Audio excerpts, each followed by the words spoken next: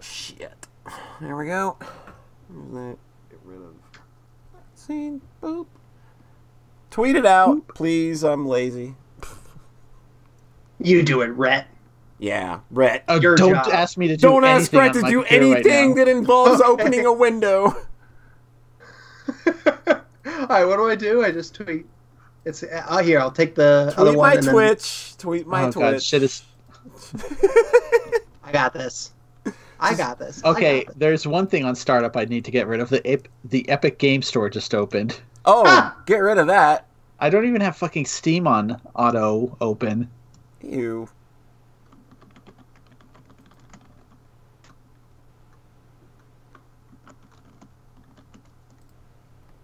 Okay.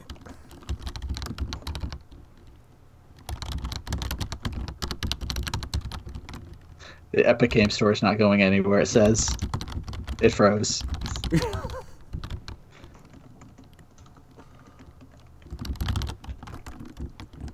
Oh, turn on virus protection. Okay, Windows just realized that. Like, oh, wait. Disk use 100%. Oh, good.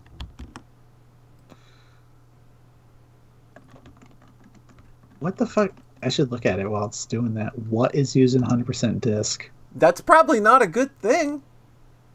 Microsoft Office click to run. Welcome to the new Sockscast, where we're just going to spend the time diagnosing Rhett's computer. Are we live? Yeah, we're live. Okay, are you recording? I'm recording. I'm pretty sure I am, anyway. Boy. Yep, I'm recording. And thank you for the resub, Taylor. Appreciate it. Oh, I have to go into Twitch now because I have resub too. Oh, nice. There we go.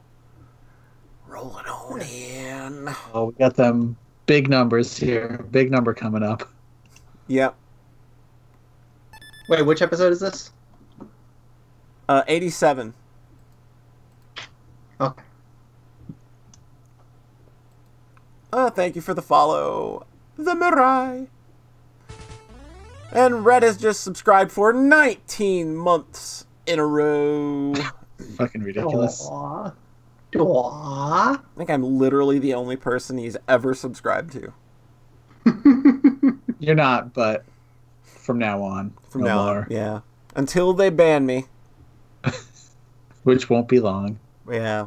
I give us another 2 or 3 episodes. Well, I guess talk shows are alive. It's a category now, so maybe we're okay. That's a good point. That's a good point. We are doing a thing that is allowed. But if they're anything like fucking YouTube or, anyone...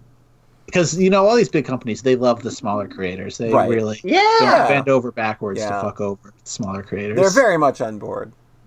Mm-hmm. Always trust the corporations. That's my motto. Yeah, that's my motto. Have our best. It's because they are capitalistically incentivized to treat their customers well. If they treat customers poorly, then they'll go out of business. Exactly. That's why you can always trust them to do what's best for us. John must be reeling after fucking Unity went rogue. Man, that was crazy. That was... I haven't been keeping up on that one, but it seemed like to continue to develop in crazy ways over the day. God. By like end of the day, Epic was like, "We'll buy you," and I'm like, "Fucking what?" Like, what is even going on at this point? Epic is just throwing money. Like, here, you want 25 million? Be our friend. We want to beat Steam, please, God. God, that's so weird. Oh, Poncho appreciated my good joke. Okay.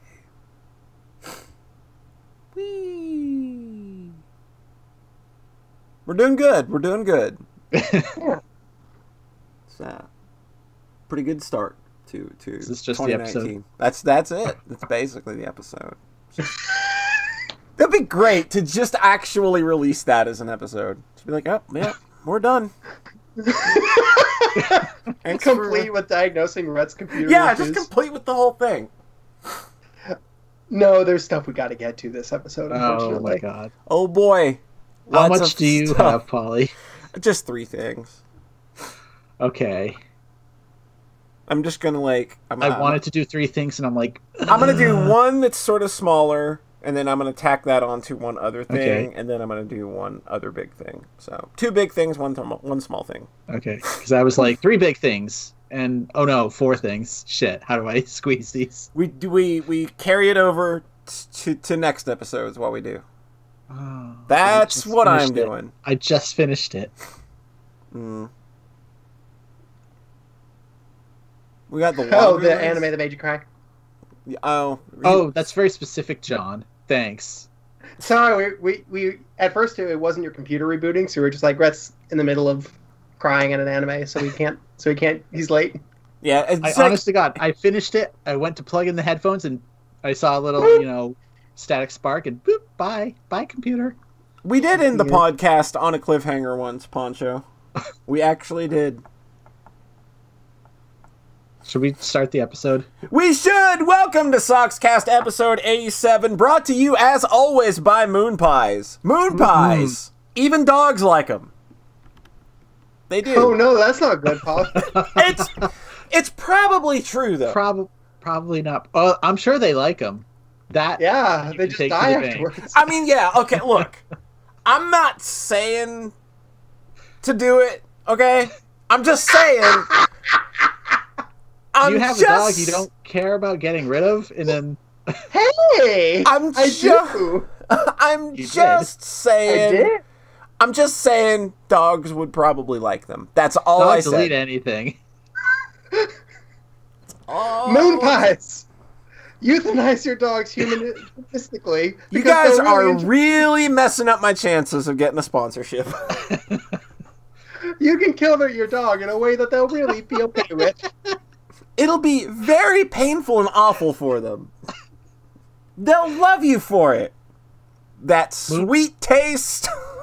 100 years of sending dogs to heaven. Moon Pie. Maybe some of that sugary, marshmallowy goodness will linger on their tongue as they're barfing their guts up. I had a dog that ate up shit ton of chocolate. We had to take it to the emergency room. Yeah, we're never getting that sponsorship. But I'm gonna keep trying. I'll find the slogan that works, goddammit. To my immediate virtual right, it's his freaking birthday. Oh, fuck. Hi! It's Rhett. Yeah, it's John. It's not your birthday. What the fuck? John, it's very not your birthday. It's actually pretty far away from your birthday. Yeah, it is. 9 months or so. Like, that's a lot. My God. That's a pretty long time to be confusing, your birthday, thinking that it might be today. Yeah. We're in January. Also, hey, whose birthday is it? It's Rhett's birthday. Rhett. Hey, Rhett. Hi. How's the birthday going? Pretty good. Until my computer rebooted right before we did this episode. His computer rebooted and needed 27 minutes to launch Skype. No, see, it launched Skype, and you were messaging me like, hello, where the fuck are you? And I'm like, it froze. I'm all on board with Rhett getting a new computer. Say aye. I just upgraded. You just got a fucking video card. And RAM. Oh my God, like those aren't transferable. That's two big expensive things you don't have to put in the new one. That's true. This is make Rhett feel bad on his birthday. I know, what the fuck?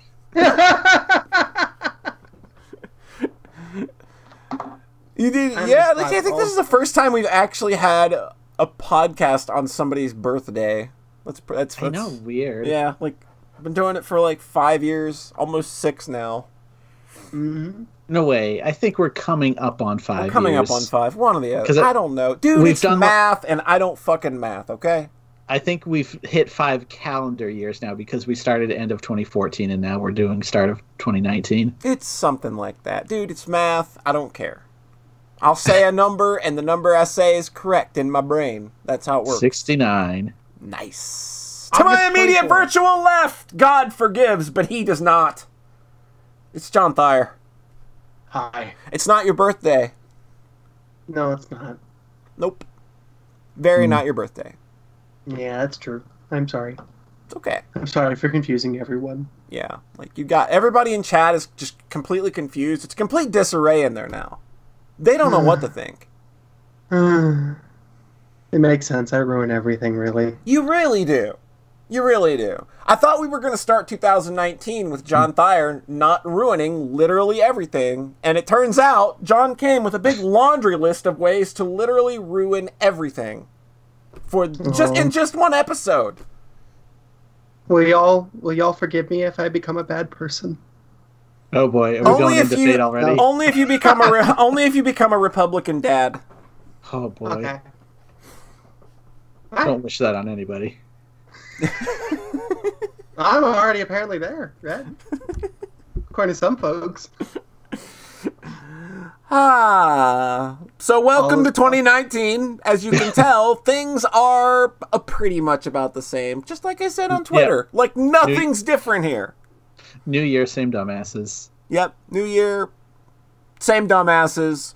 Rhett, since it's your birthday, get us started. Oh, boy. You're going to kick off 2019. We're going to do it with a showstopper with Rhett's very first topic of 2019. Oh, my God. I was not ready. I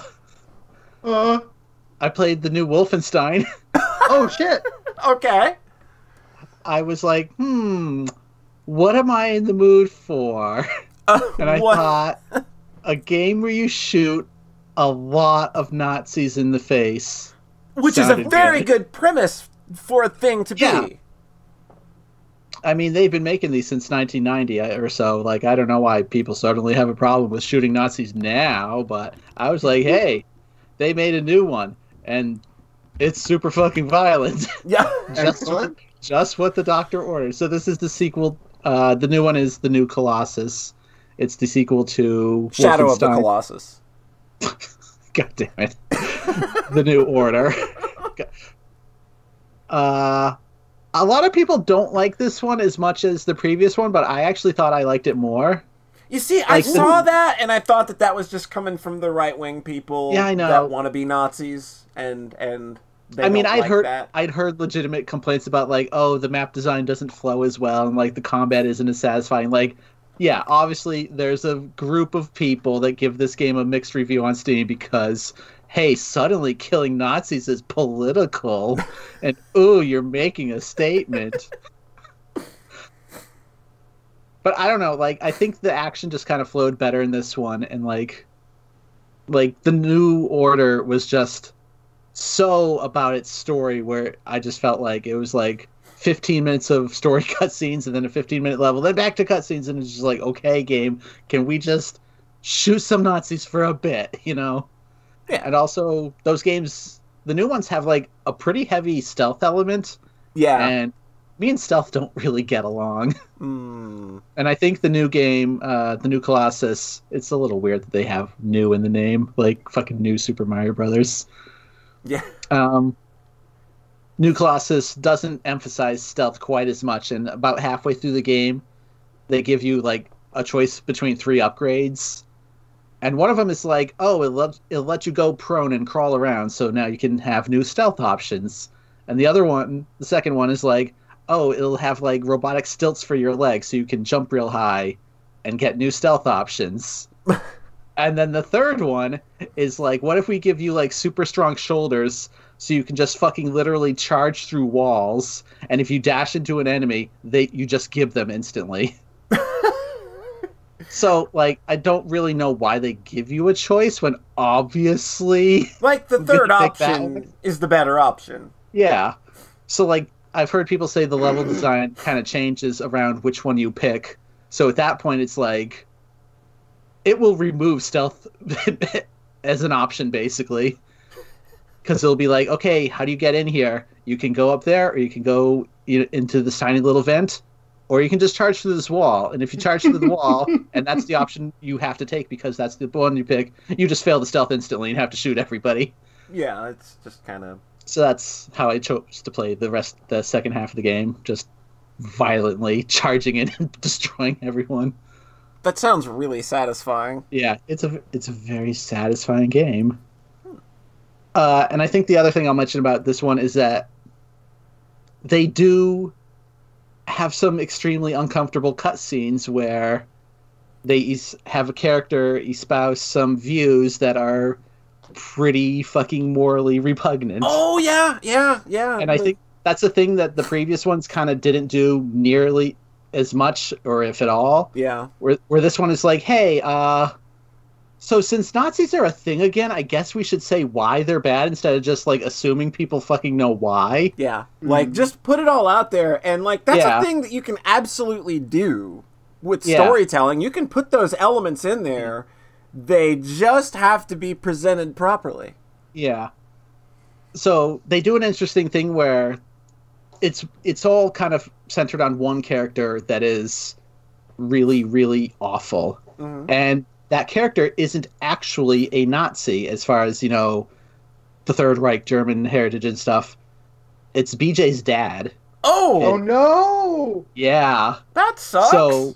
So this game picks up right where the first one left off, which kind of left BJ for dead, and then he's, kind of in a bad state at the start of the new one, and he's kind of having flashbacks to his childhood, like as he's kind of like in this almost coma state. Mm-hmm. And basically his dad drops the N-word like 3 minutes into the game, and I'm just like, oh, okay, we're doing this, huh?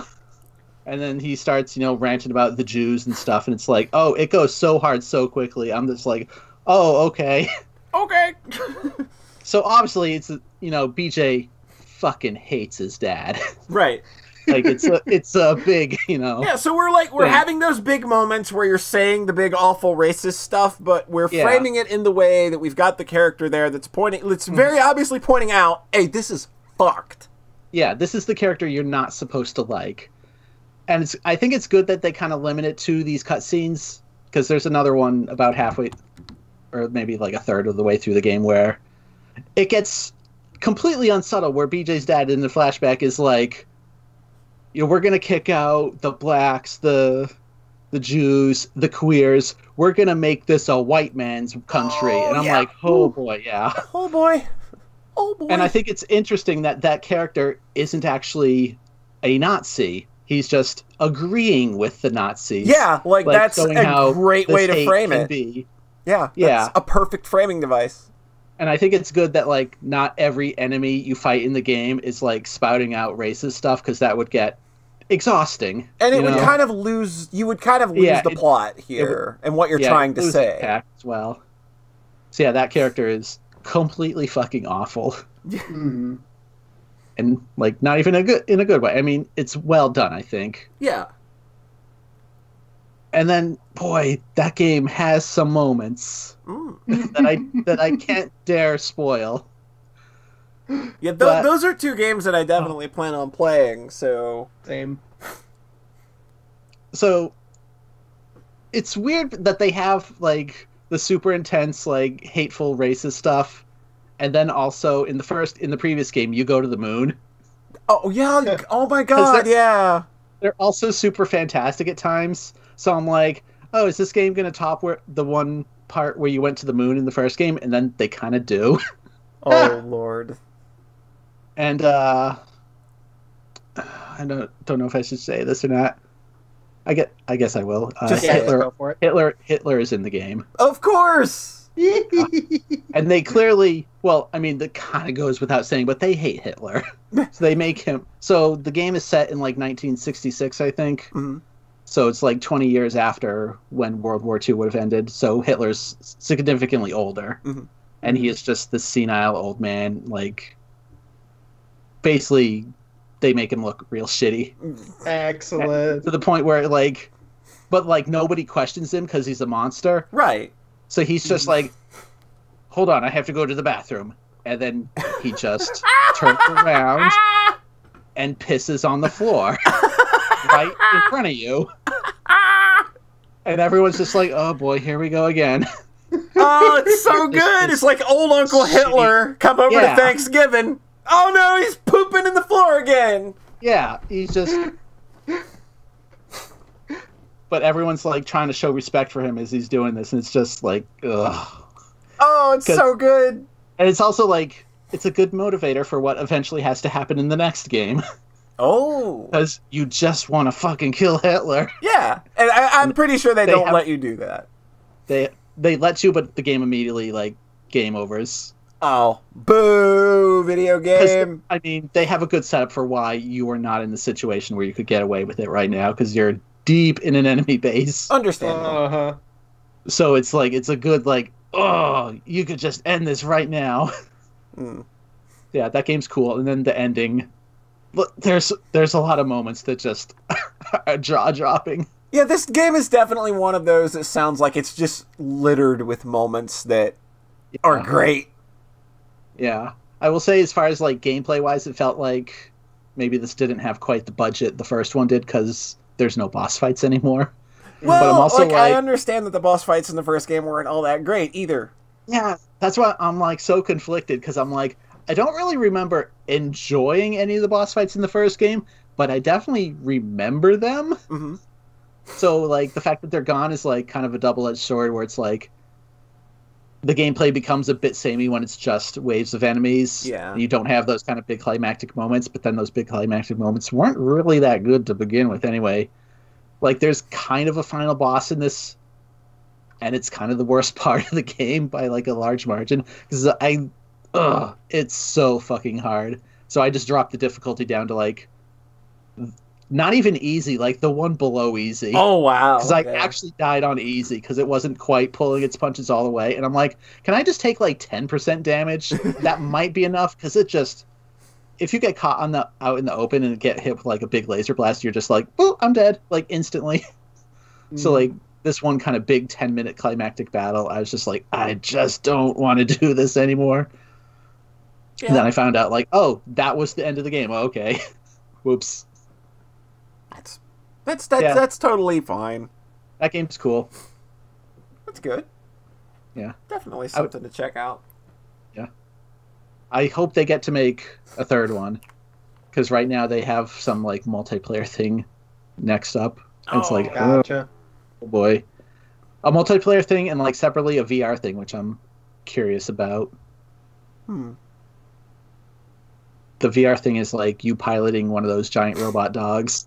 Oh, that's actually kind of cool. That just run around and flamethrower guys, which is always fun. Coolness. So, Polly, what have you been up to? Because I'm definitely not going to throw it to John. Oh yeah, we are delaying that one. We're actually just going to throw back and forth. Yeah, we're just gonna volley back and forth until we'll just tack John at the end. I'll take a nap and let John monologue for an hour. Oh boy. What have I been doing? Okay, well, weird game I kind of pulled out of my Steam backlog. I didn't give it a real good chance last year when it was given to me. You ever have somebody give you a gift on Steam and it's the worst feeling when you play it and you're like, oh no, this isn't very good, and then you accidentally vocalize it and you're like, oh no, wait, I made them feel like crap. Oh, I mean, yeah, video games are a weird gift when there's always the potential of hating it. Yeah. I kind of felt bad, but it was more of like just a mood thing for me, and then it just bounced off of me kind of immediately. It's a game called Icy. It's a weird little indie hack and slasher beat 'em up thing. You're this girl, and none of the story makes sense, like literally at all. It's a meta narrative within a meta narrative. Oh boy. It's trying to go for layers and layers. It's trying to do the Stanley Parable thing of follow the arrow. Why aren't you following the arrow? If you go back and follow the arrow, that's where you're supposed to go. Here, since you didn't follow the arrow, I'll give you a treasure chest. Is that what you wanted? I'll give you an achievement. Here, take that too. And it's kind of like it runs its course through doing all of those things, but it's also trying to do some kind of like H.P. Lovecraft story in the background too. And I don't... Here's the thing about this game: story, its narrator, and every bit of... Just the entire bit of its narrative is that it was originally released in Mandarin, right? Mm-hmm. And it was... it was given a reportedly very bad translation at first, and then it was retranslated. So I don't know if everything in this game concerning its narrative is bad and completely incomprehensible because the translation's bad, or the translation's confused, or if it's just not that good to begin with. But needless to say, I did everything in this game. I did everything it had to offer, pleading for any part of its narrative to make any bit of sense. And I got literally fucking nothing out of it. Are you just here to make the person who gifted to you feel bad again? No, because I actually liked playing the game. Good. Like, the hack and slash part of it's very, like, side view, Devil May Cry, launch enemies in the air, go crazy on them. It's very, like, that kind of game, but from a side view. It's got, like, a good enemy set that works well with the moves that you get. And the enemy variety, like, each particular enemy works really well. Like it feels like they really thought out how these enemy types would work with one another, because there's not a whole lot of them. So you've got a small little toolbox of these little enemy types that they can throw together to create these unique and fun little combat experiences in each and every part of the game.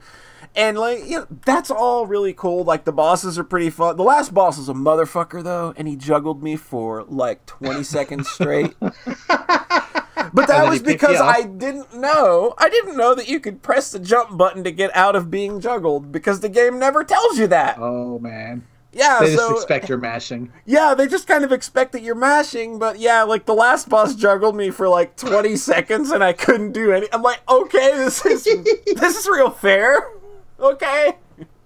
But that part of the game is really good, and you play through, you follow all of the arrows to basically follow the narrative through to its quote-unquote logical through line of the dumb, like, Cthulhu bullshit they're trying to tell.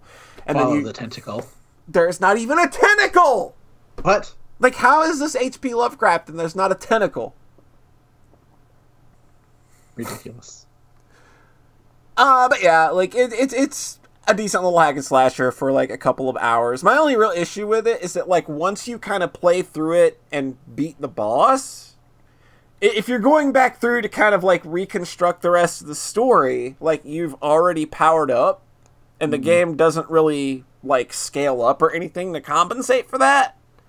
So you basically just running through the same areas again, but just one-shotting everything. And then, like, since it's, like, one of those kinds of games, everything is basically a combat arena that locks you in until... So you have to stop and kill everything. So, I don't know. Maybe play through it and just follow the arrows and don't try to make a lot of sense of it. It looks really good. And I really like the soundtrack, too.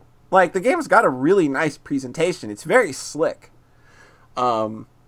But, yeah, like, oh boy, if I understood anything about that story, oh, whoa.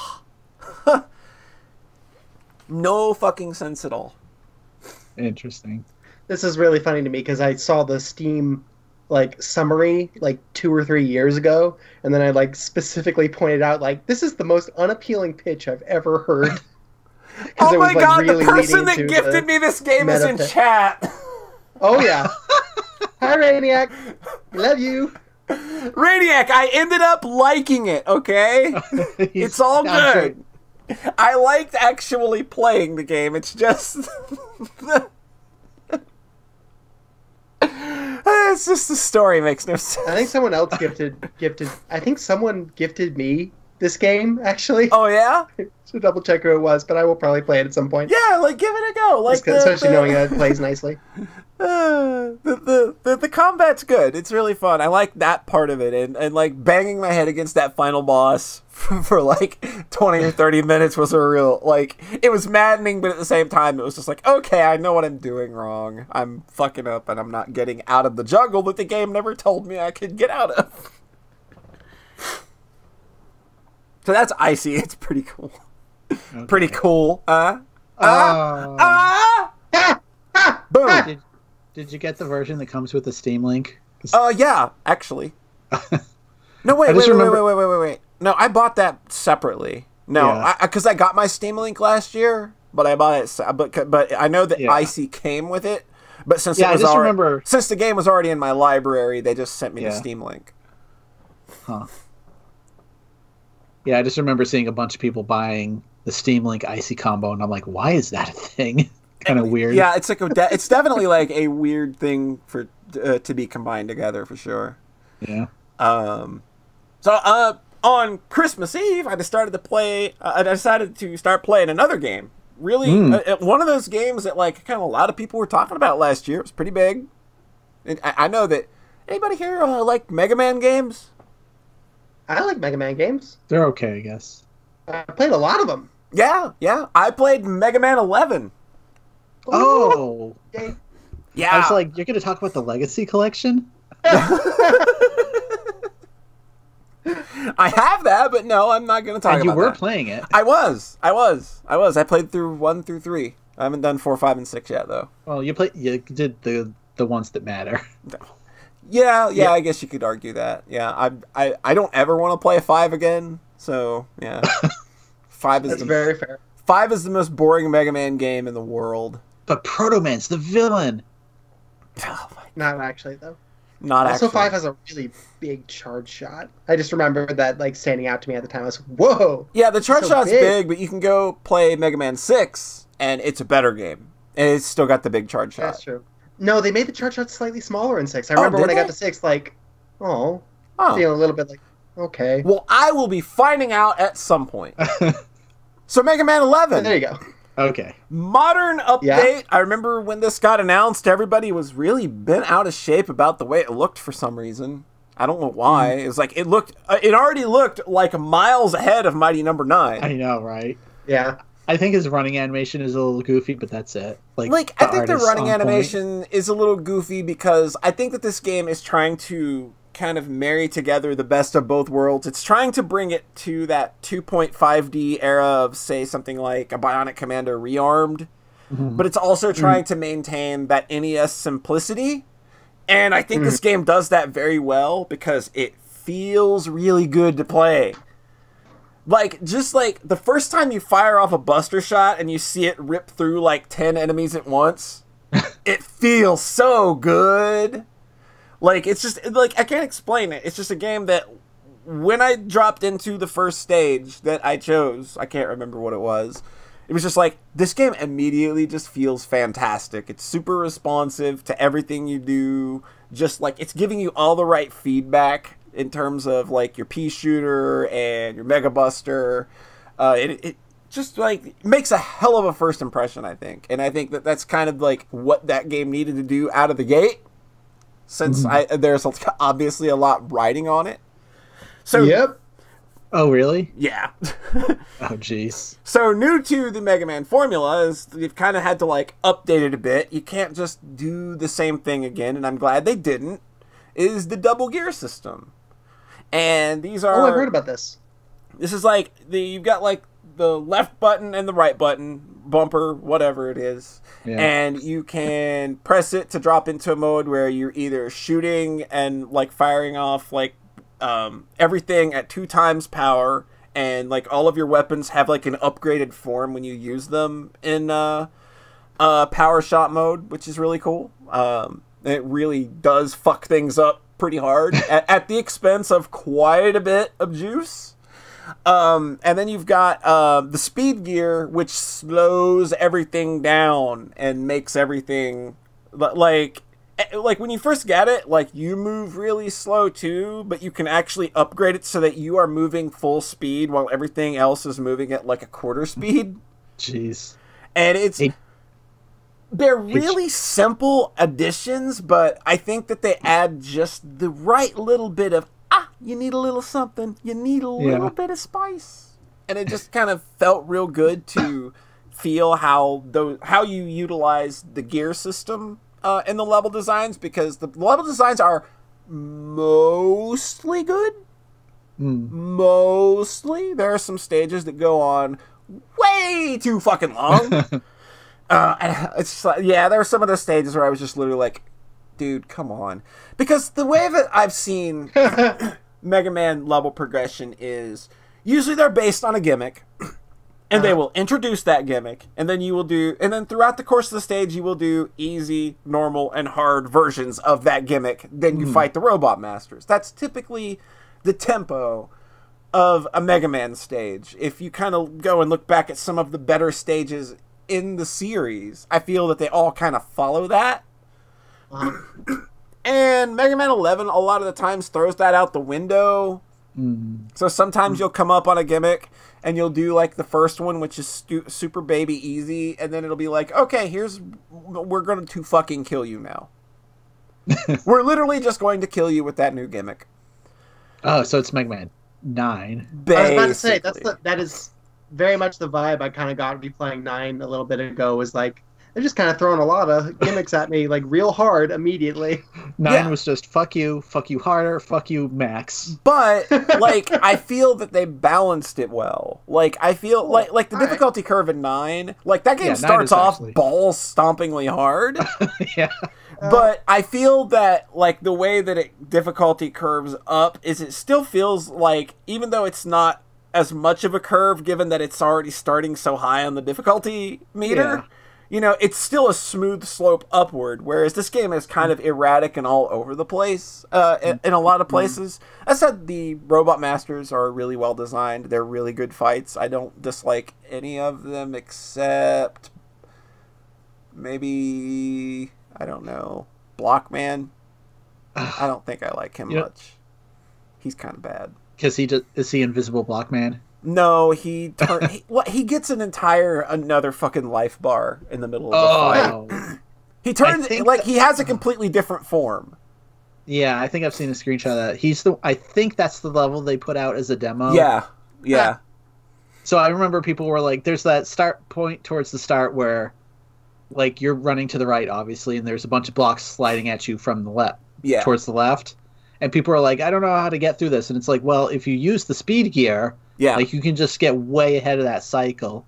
That's the thing about this game, and I find that the complaints about the difficulty is like this is a game that is very much built around the idea of using speed and power gear and using your robot weapons, master weapons for more than just poking at weaknesses. They want you to use these mid-stage, and it's like you can do a lot of really fun technical shit when you finally learn like what all of them do. Like this is a game that I definitely want to play through more. Like I'm not going to just play this and be one and done. Like I want to play this game because I know I can be better at it, and I think that above all kind of says like the most about how I feel about the game. Is just like. Yeah, like at my first playthrough, it was fun. It was sloppy as fuck, though. Like I was fumbling around. But now that I know how things work, and I know how all the weapons function, and I know like all of the level designs, I can play through that again. Like 1cc it, feel good about yourself, things like that. Like it's a really cool. Like it's just everything about it is pretty goddamn smart. The only real letdowns are that like. Some of the stages are kind of they go on a little too long, and like the Wily stages are very mediocre. And there's only 2 of them. There's only 2 Wily stages. What? And is one of them just all 8 bosses again? There's 2 Wily stages. They're just really long rehashes of all the gimmicks that you've done before, and then there's like the refights. The refight. Yeah. Okay. And then like the last boss isn't really that impressive either. So, like I feel it's a Mega Man game. Yeah, it's a Mega Man game. It fizzles out a little bit by the end, but I still think that it's really fucking good. Like I had a lot of fun playing it. I know that like I'm going to be playing that game again. Like I said, just because like I want to get better at it and just kind of like be a little better than I'm one and done, and I'm over it because I'm not over it because I'm very excited to play that game again. And it's got a lot of cool challenge mode stuff in it too. If you want to dig into that shit, really hard challenge mode shit. Like didn't they go insane on the Legacy Collection with achievements like beat the game without being hit? Yeah, they went crazy. But there's also like specifically modified like the Legacy Collection has cool shit like where it'll be like a Mega Man 5 challenge where, okay, we're going to drop you into a random part of a Robot Master stage, get to a teleporter, and then we're transporting you into a random part of another Robot Master stage, get to another teleport. So, like, they make you do that through, like, 8 portions of 8 levels. Like, and like, this game has some shit like that, too, in it, plus some, like, time trial stuff, things like that. Like, obviously, like, Buster only challenges, things like that. So, like, there's a lot of meat here. I think the difficulties aren't really super balanced either. Because there's, like, baby mode, which is way too easy. Yeah. And then there's casual. There's, like, newcomer, casual, which the only real difference is you take a bit more damage and there are a few fewer checkpoints. Then there's normal, which is basically the default difficulty where there's like hardly any power-up drops at all, which it's just felt really weird to me that like the like there's hardly any health drops at all in normal, so it feels way harder than it should at some points. So that was I'm wondering if that's just because like they want you to worry more about E-tanks and stuff, but yeah, it kind of weirded me out. And then like and in Superhuman, Superhero, whatever it is, it's complete trash. Oh boy. It's literally take 3 times damage from everything and that's it. I swear, like, this happens in like a lot of indie NES kind of throwback games where like they'll have a normal difficulty that's a little bit too easy, and then the harder difficulty is just no checkpoints, no lives, triple damage, you know, like every modifier they can throw at you. Yeah, I think like, to make it harder. Like Bloodstain's the only one that Bloodstain did not do it, but like Oniken definitely does Oniken's got like that stupid absurd like one hit death, one life, no continues. That's kind of what I was thinking. Get out of here. Like, I like this game, but I'm not going to get that good at it. Yeah. So yeah, like Mega Man 11, like lives up to the hype. That game's rad. Cool. It sounds like a real action game in 2019, yeah, which is like nice and rare. Yeah, like it's straight up one of the better action platformers I've played in a while. Like I really appreciate with the speed gear them adding a bit of Beautiful Joe into Mega Man. Yeah, it just feels good. Feels real good. He even calls it out. It kind of gives you that same vibe of Beautiful Joe. It's because it's got that like nice reverb on him shouting out speed gear and like the way that it animates and everything. It's definitely Beautiful Joe inspired, I think. So yeah, that's Mega Man 11. It's a good game. Cool. John Thayer. Yeah. Oh boy. I'm in the middle of some bad intestinal distress, and I need a 5-minute break. Actually, is that okay? Okay. Yeah. Okay. Sorry about that. BRB. Okay. So we actually can start the next thing, or we can just take a 5-minute break. Whatever works. I'll be back as I can. I'll run to the bathroom too. Sorry. All right. Cool. Tell you what, everybody, we'll be right back. John, his poop is literally about to fall out of his butt. He can't hold it. Speed gear. Yeah, he needs a speed gear. Well, go take care of any intestinal distress you might have, and we'll be back in about 5 minutes.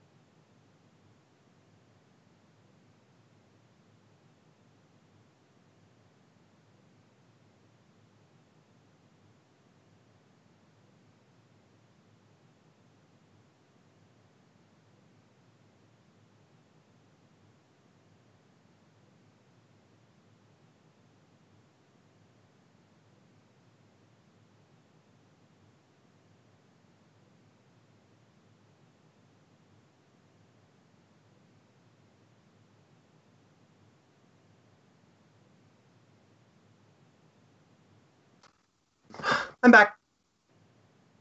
Hello. Hi.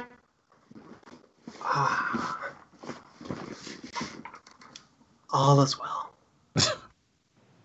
Are you back for pooping? My butt is done rebooting. Your butt is done rebooting. Oh, boy. You know what I'm going to do? Repooping. You know what I'm going to do? Wait, like right when John says he needs a 5-minute break and that his butt is going to melt, I'm gonna edit in some gurgling and little fart sounds. Oh, Jesus. I mean, why not, right? It's right there. Obviously. So I should be able to do that. So, are we ready to throw it back to you, John? Yeah. John Thayer, now that your butt is feeling better, it's cooled down, it's not melting off anymore, what you been up to? Well, I played a game that I really, really liked and I want to talk about. It's not a game that everyone here necessarily loved, but, you know, sometimes you just got to be true to your ideal. It's gonna be a real fun episode for me, isn't it? Oh, I forgot about this. I'm so excited. But if you're not true to your ideal, then you might as well be dead. There you go. I played Celeste. Yay! Oh my god, I was drinking water right when Rhett did that little yay! I almost fucking choked. I'm grinning from ear to ear right now. I didn't expect it to sound like that. I'm very excited. I'm gonna make that a sub-alert now. That little yay is gonna be my new sub-alert. Oh my god. Yay! It's very pure.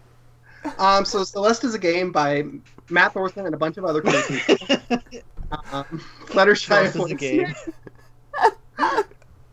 I've really liked Thorson's games forever. I think they're kind of like, they're not like big beefy stories or something. They're just like, he made the Jumper series ages back. I really liked his game with another friend, Run Man, Race Around the World, which is this cool time trial, jump around real fast with really cool tight levels and a neat look. Excuse me. So I already had my eye on this because I really liked the Pico 8 original.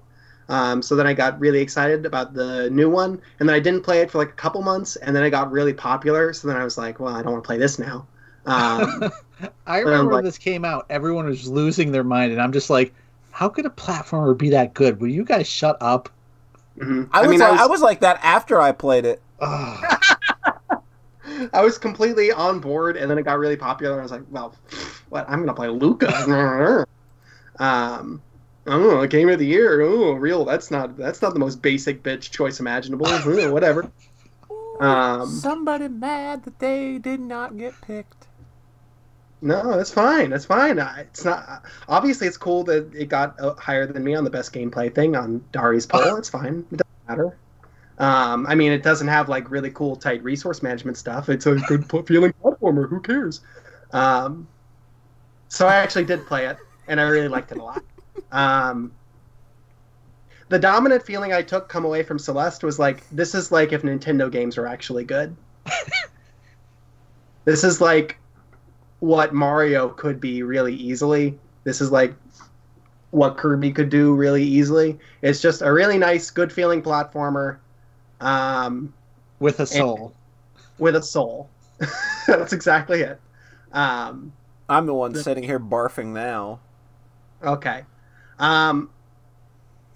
Okay, so let's just do that story thing.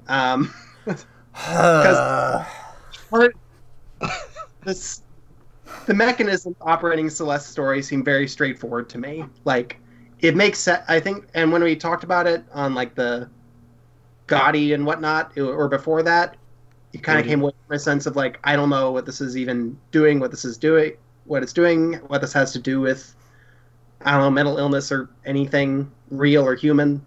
And I think that's fair. For me, it seems like the way to bounce off of Celeste's story is that it's doing something very straightforward, and if it seems like too simple and sentimental, or maybe naive, and that's what you bounced off of. That would make sense to me. It more just than feels it doesn't. So on the nose to me that like there's like I don't know. It doesn't feel like there's nuance to it. It just feels so on the nose and like Walmart brand. Here's anxiety. Here's self-doubt. Woo!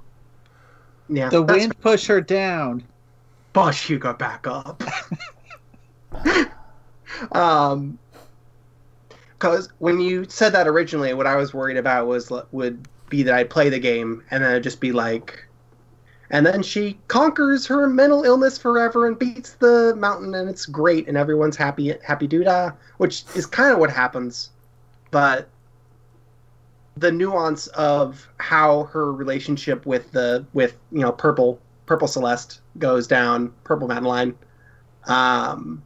was different than I expected, and just a little bit more, just ever so slightly more mature than I expected. Kind of like, like I played the last 2 chapters with my mom in the room, and she was like, "Oh, it's like Inside Out," and I'm like, "Yes, that is exactly it. This is Pixar movie depression," and I'm cool with that because, again, I was playing it like, I was just thinking like this feels like what a Nintendo game could be, where it's not like doing something very complicated, but it's doing it well, and it makes me feel things, and it actually has a fucking climax. I really like the whole Summit level. Both Summit is fucking amazing. It's fucking amazing. The music's great. It's doing the really nice thing with the story, and it actually brings back all these gimmicks instead of doing the Nintendo game where it just has gimmick, new gimmick, end. Which frustrates me. So I think it's kind of funny that they pull off the bring back all the gimmicks thing when there's also the B-sides that bring back all the gimmicks, and then a B-side of Summit that brings back all the gimmicks, and then there's the C-sides. And then the C-side for level 8 is literally just all the gimmicks one more time. Oh, that's so funny. So it feels fully explored formally, which like God, yeah. Didn't. Because I beat Mario Odyssey and then I went and got the 500 Moons and then I did the super post game level and I still felt like I hadn't been pushed at all and done anything interesting. So this doesn't do that. This felt like I was actually being kind of pushed a bit, and I did not finish all the B-sides or anything or get all the strawberries. I got a lot of them. But I was able to play it for like 15 hours and then leave it when I felt like I was ready to leave it. And I think that's nice. I wonder if you make like a real shitty pie in the ending if you don't get any strawberries at all. I think you do. I saw a screenshot of 0 strawberries and they were just kind of all looking at it with no strawberries in there. They kind of have a funny look on their face. That's pretty good. That would be the poly playthrough. Because, for me, the resonance of that ending was also that I was taking it kind of slow, going back and doing B-sides and getting all the strawberries. So getting, like, once I finished the game, it kind of sucked the wind out of it to want to go back and do too much more, which is fine because I took my time getting there. But yeah, the nuance of the thing isn't that, oh, she's just got to beat all this part of her. It's that this is the doubt, the anxiety, the depression. It just is a part of her, and the way out of that isn't to delete it, to expunge it, to completely just surpass it. It's to just accept that is a part of you and move forward given that, and that gives a lot of strength, which I thought was sweet. And that's like, it felt like, I felt like I played it and I was like, oh, that was so sweet. And then it made me imagine like what I looked like when I finished Shovel Knight, Plague of Shadows. Yeah. I was like, oh, that was cute and sweet. Stone-faced. So I think it makes plenty of sense to bounce off of this just because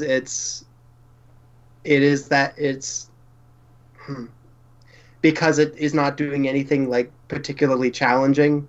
I enjoyed it because I was thinking of it in terms of there's a place for this sort of game, and this is an actual good example of it, when the ones that should be, the people that should be making this sort of game are failing at it over and over. So that made me happy about Celeste. It was like, okay, someone can do Pixar, Disney video games. Like, I want more of that. Not necessarily because that's going to be the deepest experiences I get out of games, because it's going to be good. It's better for kids. It's better for people that are getting into games for the first time. It's better for all the people that Disney, Pixar, that kind of thing helps. So that was kind of my takeaway, if that's fair. I'll let you have it. I'm just not going to agree with it. I think John should stop apologizing for how Paulie feels about this game. Yeah, yeah, that's probably what you should probably stop doing. Okay, I'm sorry. No, I had a really fun time. It feels really good, and then I replayed the Pico 8 game, and it was really nice still. So it doesn't feel like there's a lot to talk about. It kind of, like, I was really hyped to talk about it when I finished it, and now it's kind of kind of, a little bit. I forgot that, because it hasn't been over a month since we did an episode, and you played this right after we did Game of the Year. Mm-hmm. So it kind of just left my brain a bit, and I think that's maybe a sign. And you didn't finish the B-sides. I didn't finish the B-sides. I'm sorry. B-side 7 is real good. I'm probably gonna do that one because I really like a little bit more story at the end.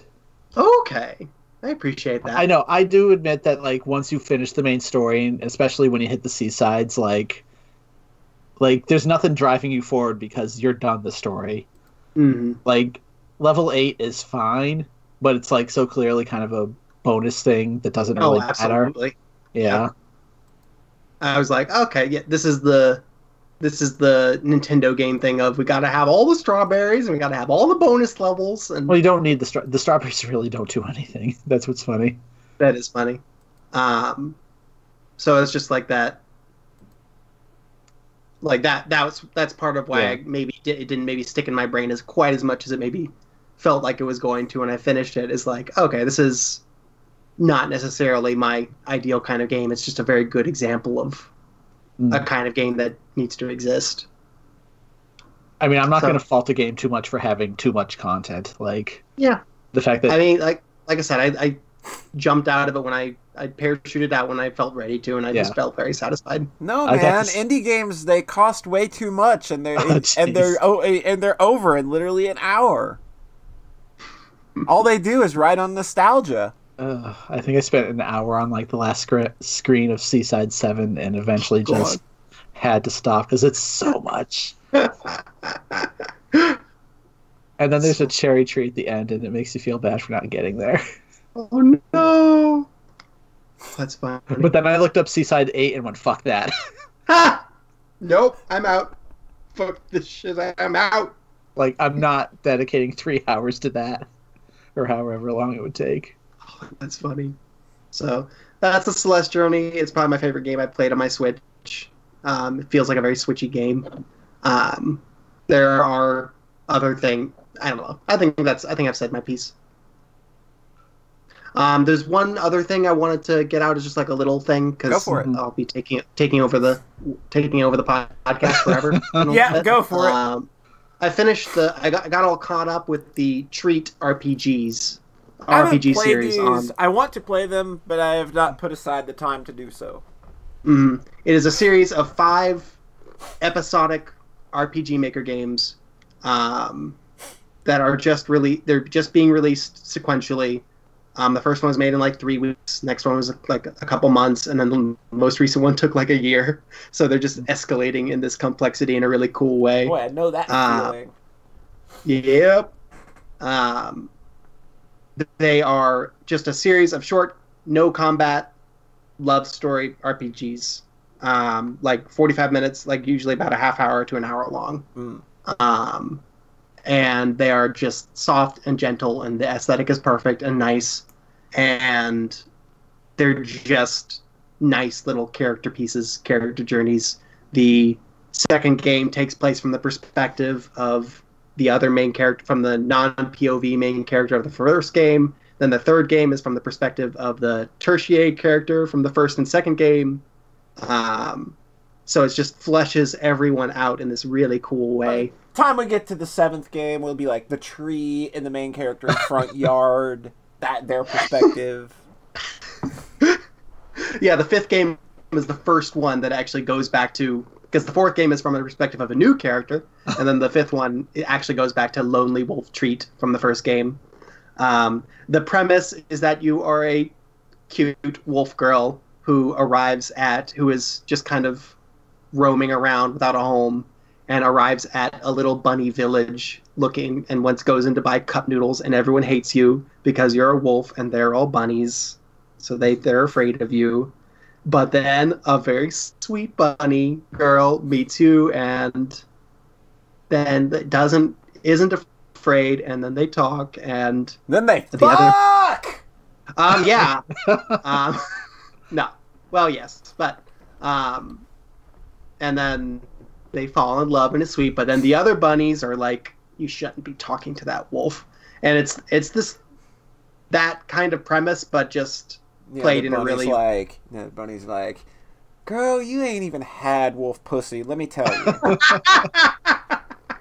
Basically. When she put that on you, oh my god, girl, let me tell you something. I have to leave now. And a big part of the game just centers around, like, a lot of it is just these two, like, making nice meals together, which is really the best kind of any video game, is just anything with a lot of food where two people in love make together. Oh my god. So I really liked it. I'll put a itch link. Yeah, throw a link in the chat. Yeah.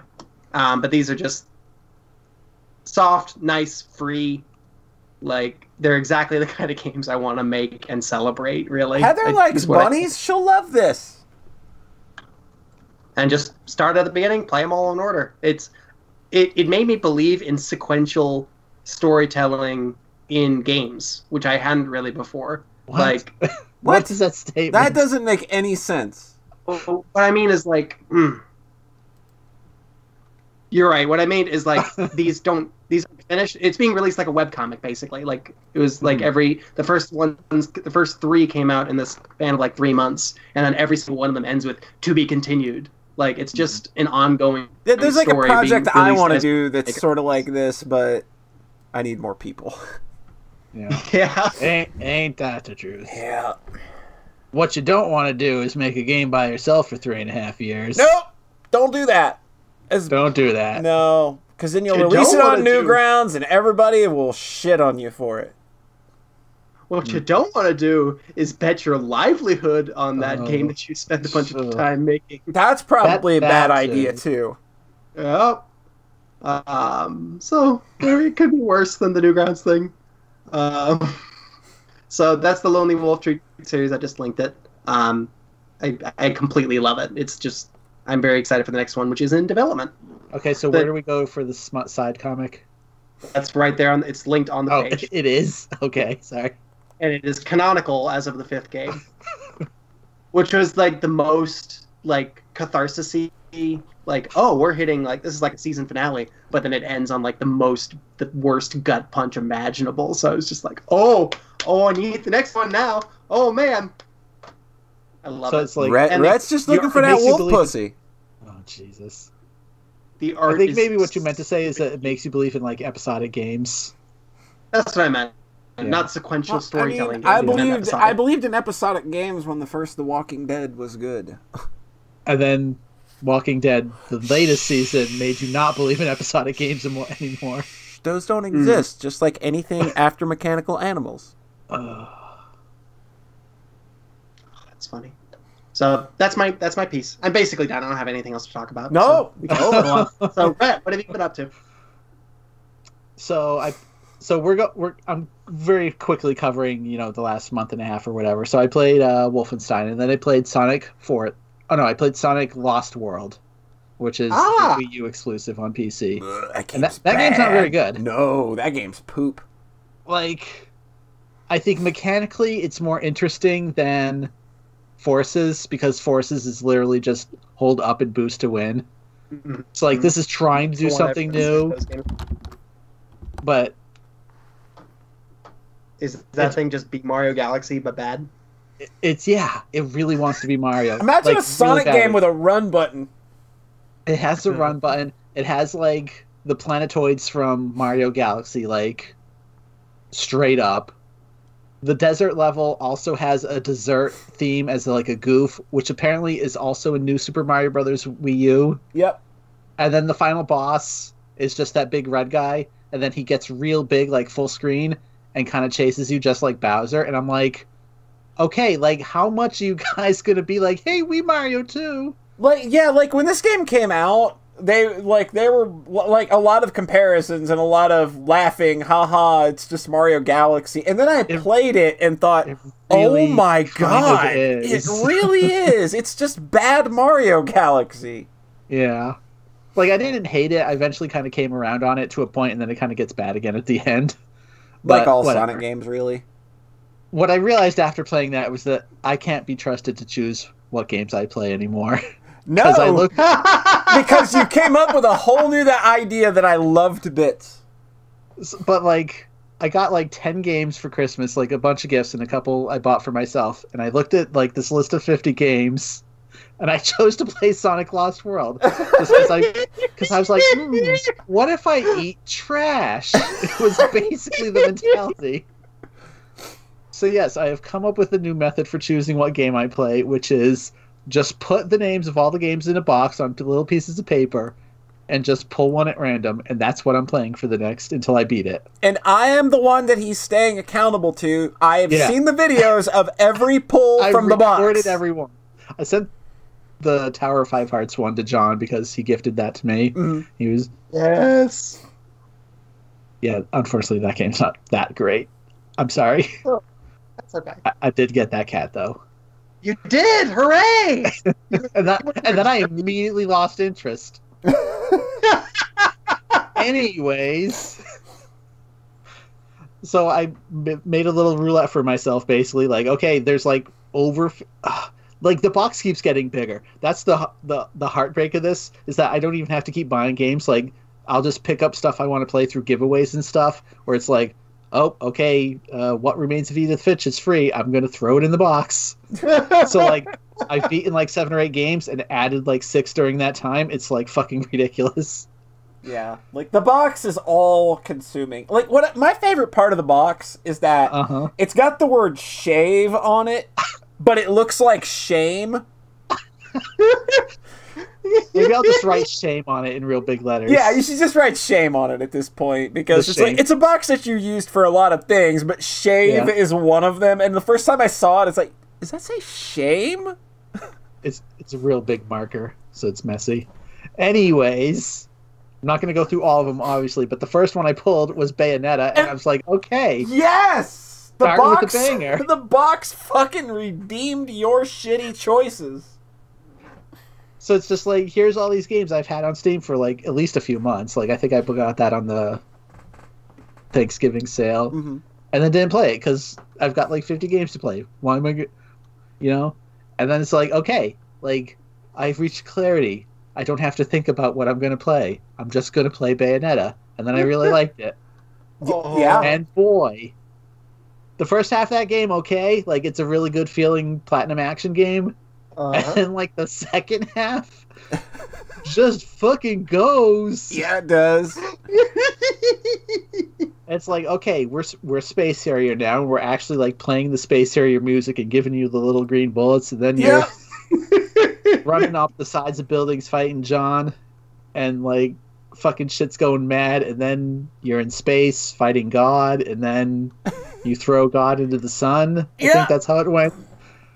Yeah. I did not think they were going to have you fight God at the end. I thought they were going to put that off as sequel bait, but nope, they just went for it. I thought the other guy was going to be the final boss. I 100% got final boss tricked. Yep. So I was like, that was a good feeling.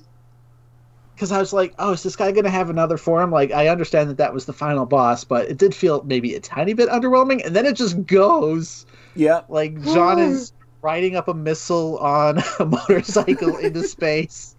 Like, fucking holy shit. That game is so good. They pulled off letting the villain win for a bit to have that final boss in a good way. Because that's the thing about video games, like stories in general. It's like, well, you have to have the villain kind of win to activate the big super end of world thing, because you need a final boss, you know. So they do that, and it's insanity. Yep. And then like the box reaches equilibrium because I immediately bought Bayonetta 2 on Switch. And I don't think I actually wrote Bayonetta 2 down on a piece of paper and put it in the box yet, because I actually bought it for the digital version of Bayonetta 1. Oh. So I started playing that again, just on like lunch breaks and stuff at work. And like seeing that game run on this little handheld is kind of mind-blowing. Yeah, like that thing's optimized to shit. Yeah, and it actually runs really well. Like, I have gotten some slowdown, and it feels real fucking bad when you get slowdown, because it just drops to 30. Yeah. And like it goes half speed. But like 99% of the time it's fine, and like you get all these dumb Nintendo costumes. Like, so if you dress up as Peach or Daisy, when you do the big hair attacks, it's just a Bowser fist. Yeah. And it'll do like a Bowser grunt too, like the voices are right. And then the other one I like is Samus, because Samus is awesome. And then when you do the guns, it just plays the gun sound from Super Metroid. Yeah. And I guess once you get, I haven't gotten quite far enough. Once you get the wolf form, the dash thing, I forget what it was. When you're using the Samus costume, it's just the morph ball instead, and that's so perfect. So that game's really good. That game's so fucking good. Yeah, I felt. Yeah, so that was the fun part about restarting it immediately on the Switch version. Is like, oh, I feel good at this now. Like I kind of understand one of these games for once. You kind of like get that, like I was saying with Mega Man 11, is that you kind of get that experience now of getting to play it through and like get better rankings on each fight and shit like that. Yeah, it's like, oh, I can like actually have a chance at beating a chapter without dying. That game's really hard too. And maybe not get all stone rankings, because I got a lot of stone rankings my first time. Yeah, we all did. But it's also like, well, I can be doing awesome, and then you hit a QTE and you just die. And it's like, well, what the fuck? Yeah, I did not like the QTEs in those games. Yeah. But yeah, it's cool, like, starting over and kind of having that knowledge and being able to kick ass. And I think because it feels more definitely simpler than, like, Devil May Cry, which is, like, the most technical one. It's not as combo monster obsessed. Well, like, the loading screen has like all of these fucking combos and shit that you can do and all the ones that you can buy and upgrade, but I don't feel that it leans into it quite as much as Devil May Cry tries to. So here's the thing on the PC version. What loading screen? Oh yeah, that's a good point. I'm not even joking. It fades up and immediately fades down. Like I can see it. I don't have time to read any of the combos. It's like literally instant. Even on the Switch, it's really fast. Like you get like 2 seconds. Yeah, the 360 version, it would be like 45 seconds or something. Holy shit. Yeah. The PS3 is even worse.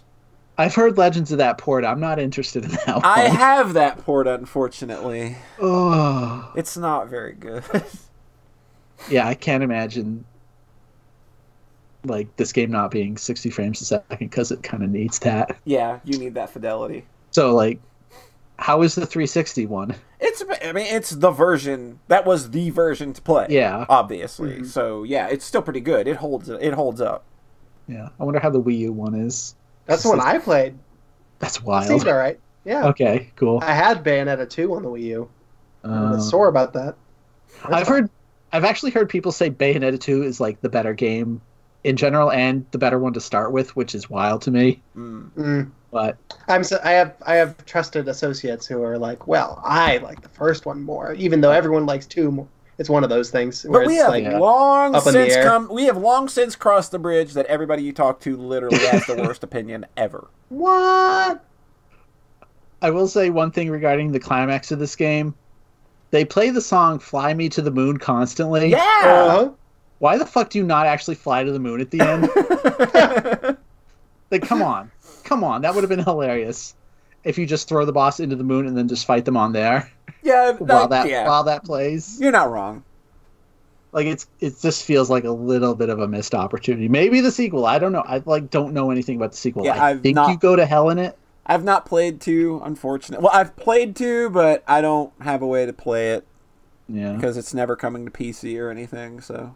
Yeah, it's so wild that Bayonetta 2 came out, and then they put Bayonetta 1 on PC. Yeah. Like 2 years later. It's kind of like that weird Catherine thing going on right now, where Catherine just released on PC, but it's called Catherine Classic, but full body edition is coming out like in a couple months. I want to know what Sega Executive is authorizing their PC ports, because they've been so random. Yeah. Because first it was like, remember Typing of the Dead? Yeah, Typing of the Dead. I remember when Valkyria got announced, and that was like, holy shit. That was like a big deal. Yeah, Valkyria Chronicles comes out on PC and just like 100% revitalizes that franchise in the West. Yep. And then they just put Bayonetta out, even though that's kind of a Nintendo exclusive now. And then they just put Vanquish out, which is like fine, finally. Yeah. It just seemed, and then Catherine, like 2 months before your $60 definitive edition, like, whoops, why would you put out a $20 version right before that? Yeah, it's weird. People think that Persona 5 is coming, but I'm just like, don't hold your breath. I mean, they're not the same engine, even though people keep saying they are. They're not. I mean, I think any Persona would satiate people at this point. Yeah, like, I would take Nocturne on PC. That would be rad. Oh, which one is that? That's Shin Megami Tensei Nocturne. Oh, it's the really that is the PS2 Shin Megami Tensei game 2.0 really. It's Shin Megami Tensei 3 basically. I was thinking more like the definitive editions of like 3 or 4. Like people would probably be pretty happy about that as well. Hey, I like Colin's idea. Let's give him Persona 1 portable. Man, people would be real pissed if they were like, man, we got Persona coming to PC, and it's just the first game. It's just Persona 1, the PSP remake. I think there's actually a PC version of the first game from like 98 or something. I think that might actually exist. Just put that on Steam, people would lose their mind. It doesn't even run on modern OSs. Just slap it in DOSBox.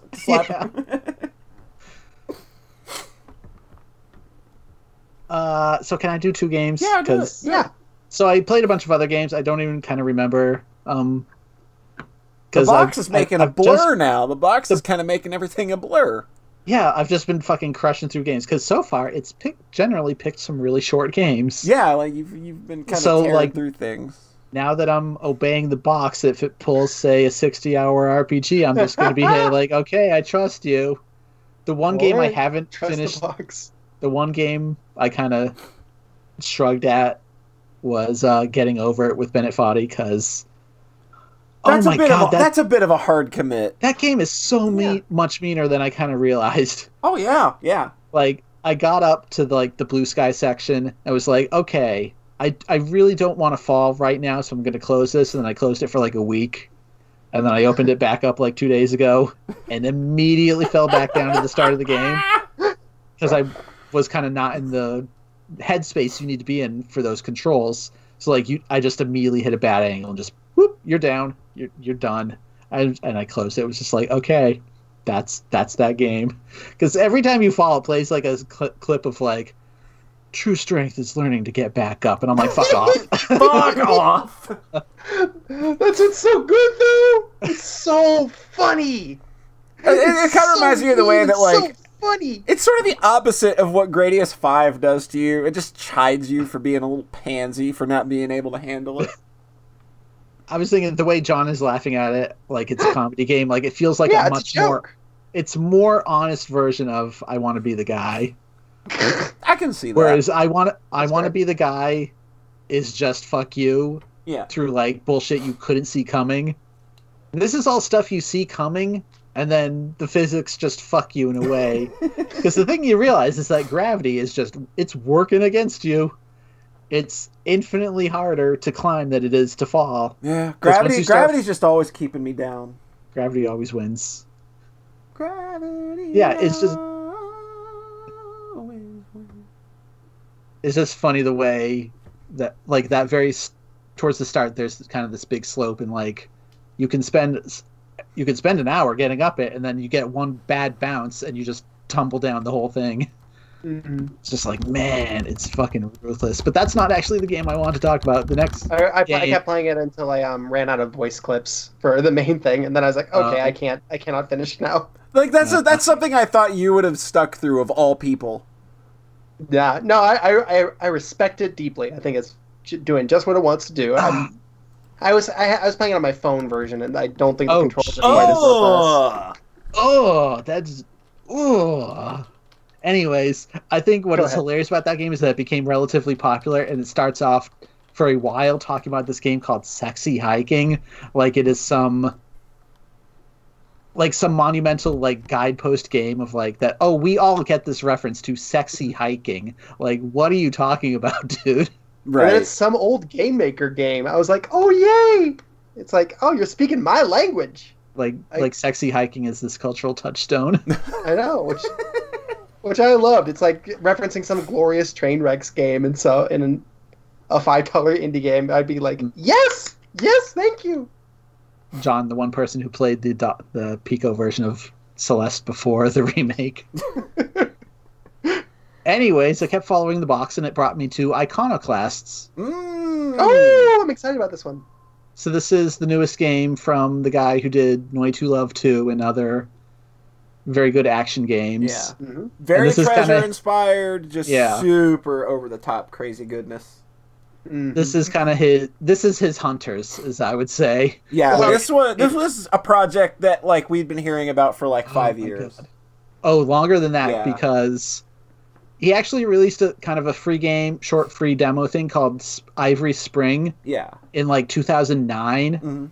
And the first half hour of Iconoclasts basically is a remake of Ivory Spring. Like it's the exact same story, but like the mechanics are a little bit different, but it's like it's the same game, like straight up. So like this has been an idea that's been percolating for like easily a decade. Right. And like I've seen stuff where like, oh, this character Mina actually comes from an even older game called Mina of the Pirates, and she's a pirate in this game. So like you can trace it back to like 2005. So like, but so this game was made by one person, like music, graphics, story, everything. Yeah. And it's wild when you beat the game. It's just a game by Konjac, and then it has a bunch of localization credits because the entire game was made by Konjac. Yeah. And that's wild. Because the sprite art is so good. Like, I know there's a lot of games now with really good sprite art. I mean, and I think there's... Yeah. You could call Celeste a game with really fantastic sprite art. Yeah. And I think there's some games, though, where, like, I guess you could accuse kind of crosscode of this, where it's, like, kind of falls into a generic, really good style. Yeah. Where it's, like, everything looks really nice, but it has no kind of flair to it. Yeah. And just kind of starts to blend together. I think this game is really good at having, like, a good, bright, vibrant style that doesn't feel generic. Like, it doesn't kind of go, oh, you know, looks like a SNES game. Like, it kind of stands on its own. And the animations are super good. The characters are really sharp. And the first area is super pleasant, kind of like Green Hill Zone. Mm. And then the story gets super dark in this game. And it's very dark and depressing storyline. So you didn't know what Iconoclast meant when and you I started didn't know what that game. word meant either. I heard someone compare the story in this to Mistborn. And I was like, all right, cool. I want it. Go ahead. I mean, so iconoclast is a word meaning like tear down your icons, basically. So it's a lot of the kind of JRPG-ish, like, hey, the god these guys believe in, we don't. Yeah. And, you know, I don't know how to kind of frame it. Like, a lot of the broader strokes of the story are kind of really generic, where it's like, you've got the pirates that are the rebels, and then the big bad government, oh no. But, like, what I think saves it is the character writing is, like, incredibly sharp. Cool. And, like, the characters kind of feel like real people with real motivations, which is a little weird because the player character is basically a superhero who could do no wrong. Mm-hmm. But everyone else is like, you're gonna get yourself killed, and I'm like, nah, I'll be fine. I'm a video game protagonist. That's extremely my shit. Just doing the Star Wars thing, but making it really work is my shit. The story gets kind of crazy by the end, though. You mentioned something happening. Oh, well, there's one scene that just left me hating a character like more than I thought I could hate a character, basically. And that's not something I had heard that this game could do to people. Like, I've not heard people talk about this game's story as much as they do. It's a Metroidvania, and so that's the other thing. Ostensibly, it is a Metroidvania, but it's kind of not. Like, you don't have to engage with that at all, really. Like, much more of it is kind of structured like Hunters, where you'll be in the first area and you'll kind of have an open, small play field to play through, and then story will put you in the second area. Right. And you can't go back to the first one until eventually you do get fast travel, but there's basically never any reasons, besides a few story points, to go back to previous areas. Mm. And I feel like, I don't know, it seems like a game we're kind of running back and forth, and 100%ing would be kind of pointless. Because, like, one thing the game is really bad about is giving you rewards for exploring. Oh. And this isn't too much of a knock against it, because I don't mind a game being a linear story-based thing. Yeah, that's me. I'm totally on board with that. That's kind of my jam. But, like, the real problem I found is that there's a system in this very similar to Hollow Knight had the, what are they called? The charms? Yeah. And it's like, knowing that this game was in the works for so long, like, obviously I'm not calling it a ripoff. It's kind of interesting that they came to the exact same system, basically. Where in this, you can have 3 tweaks equipped at once, mm-hmm. and you can only equip them at save points. Mm. So, like, it's on the surface, I'm like, oh my god, they did the charms from Hollow Knight, and then they kind of bungle the rest of it.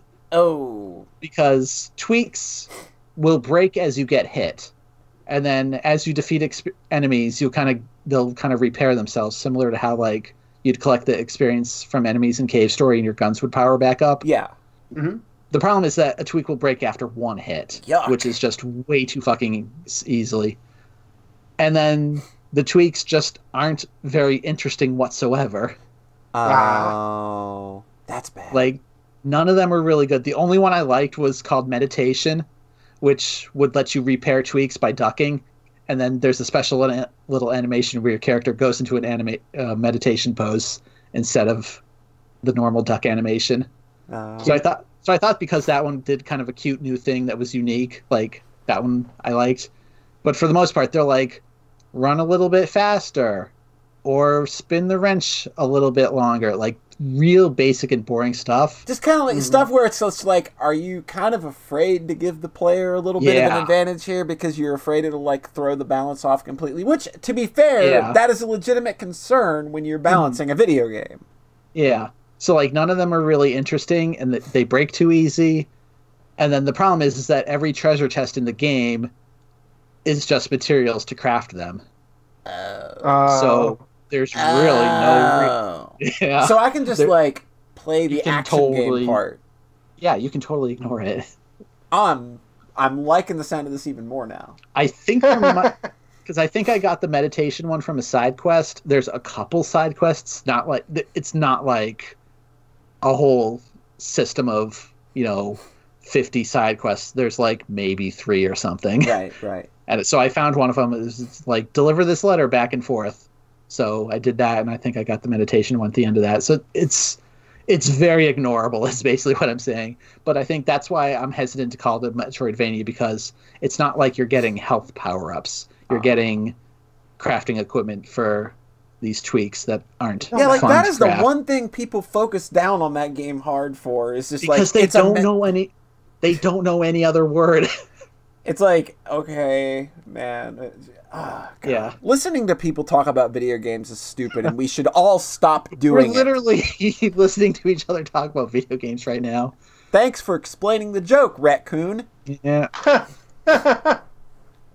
Also, this game has a character that is just straight up Mizar, but well written.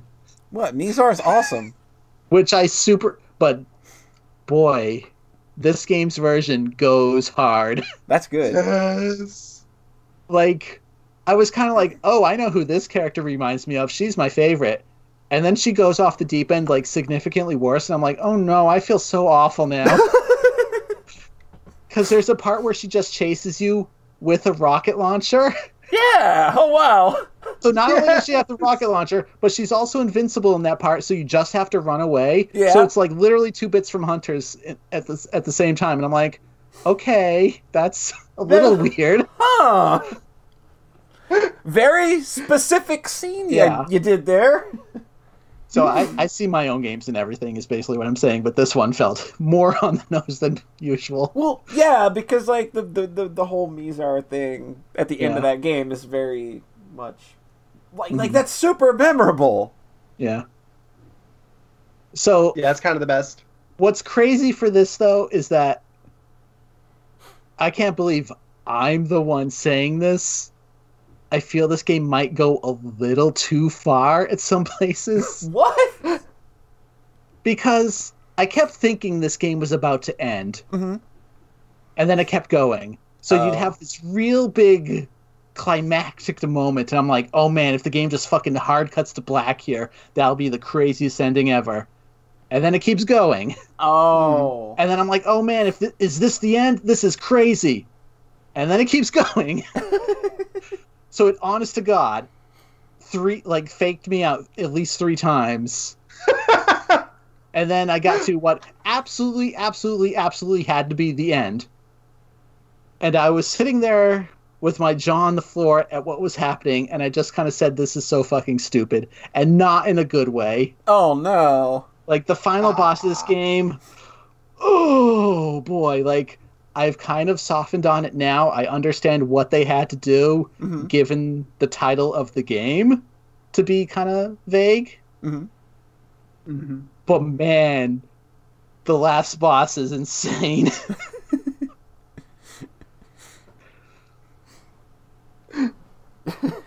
I don't know. All right, no, duly noted. Yeah. Like, it's definitely a game I'd recommend. And, okay, Carmichael in chat says, I loved the last boss. Yeah, the people who have played it are, like, kind of defending it. Like, I understand why the final boss is the final boss, but, man! What the fuck? What the fuck? So, again, this is me going, like, you went too hard for once. Like, which I guess is kind of what happens when this game is literally made by one person.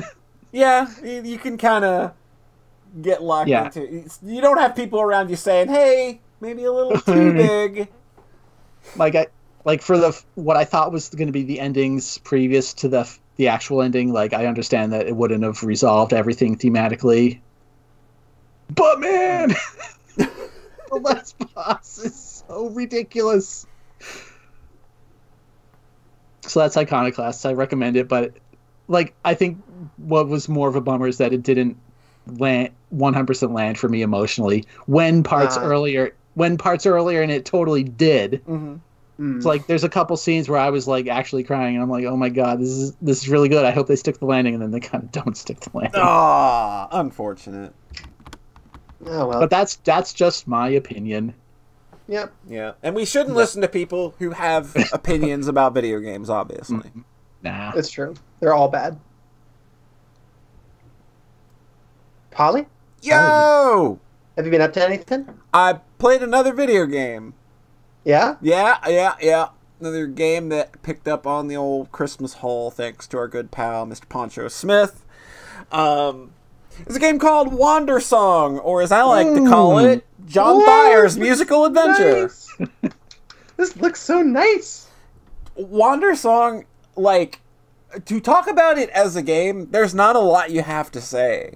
Because is it a game? It's a game. Okay. I still think that it is a game. I'm still learning about this game. There are definitely parts of it that are very gamey. I mean, there are some pretty rough platform sections in it, but that's not the meat and potatoes of what this game is going for. Wander Song is, in short, a delight.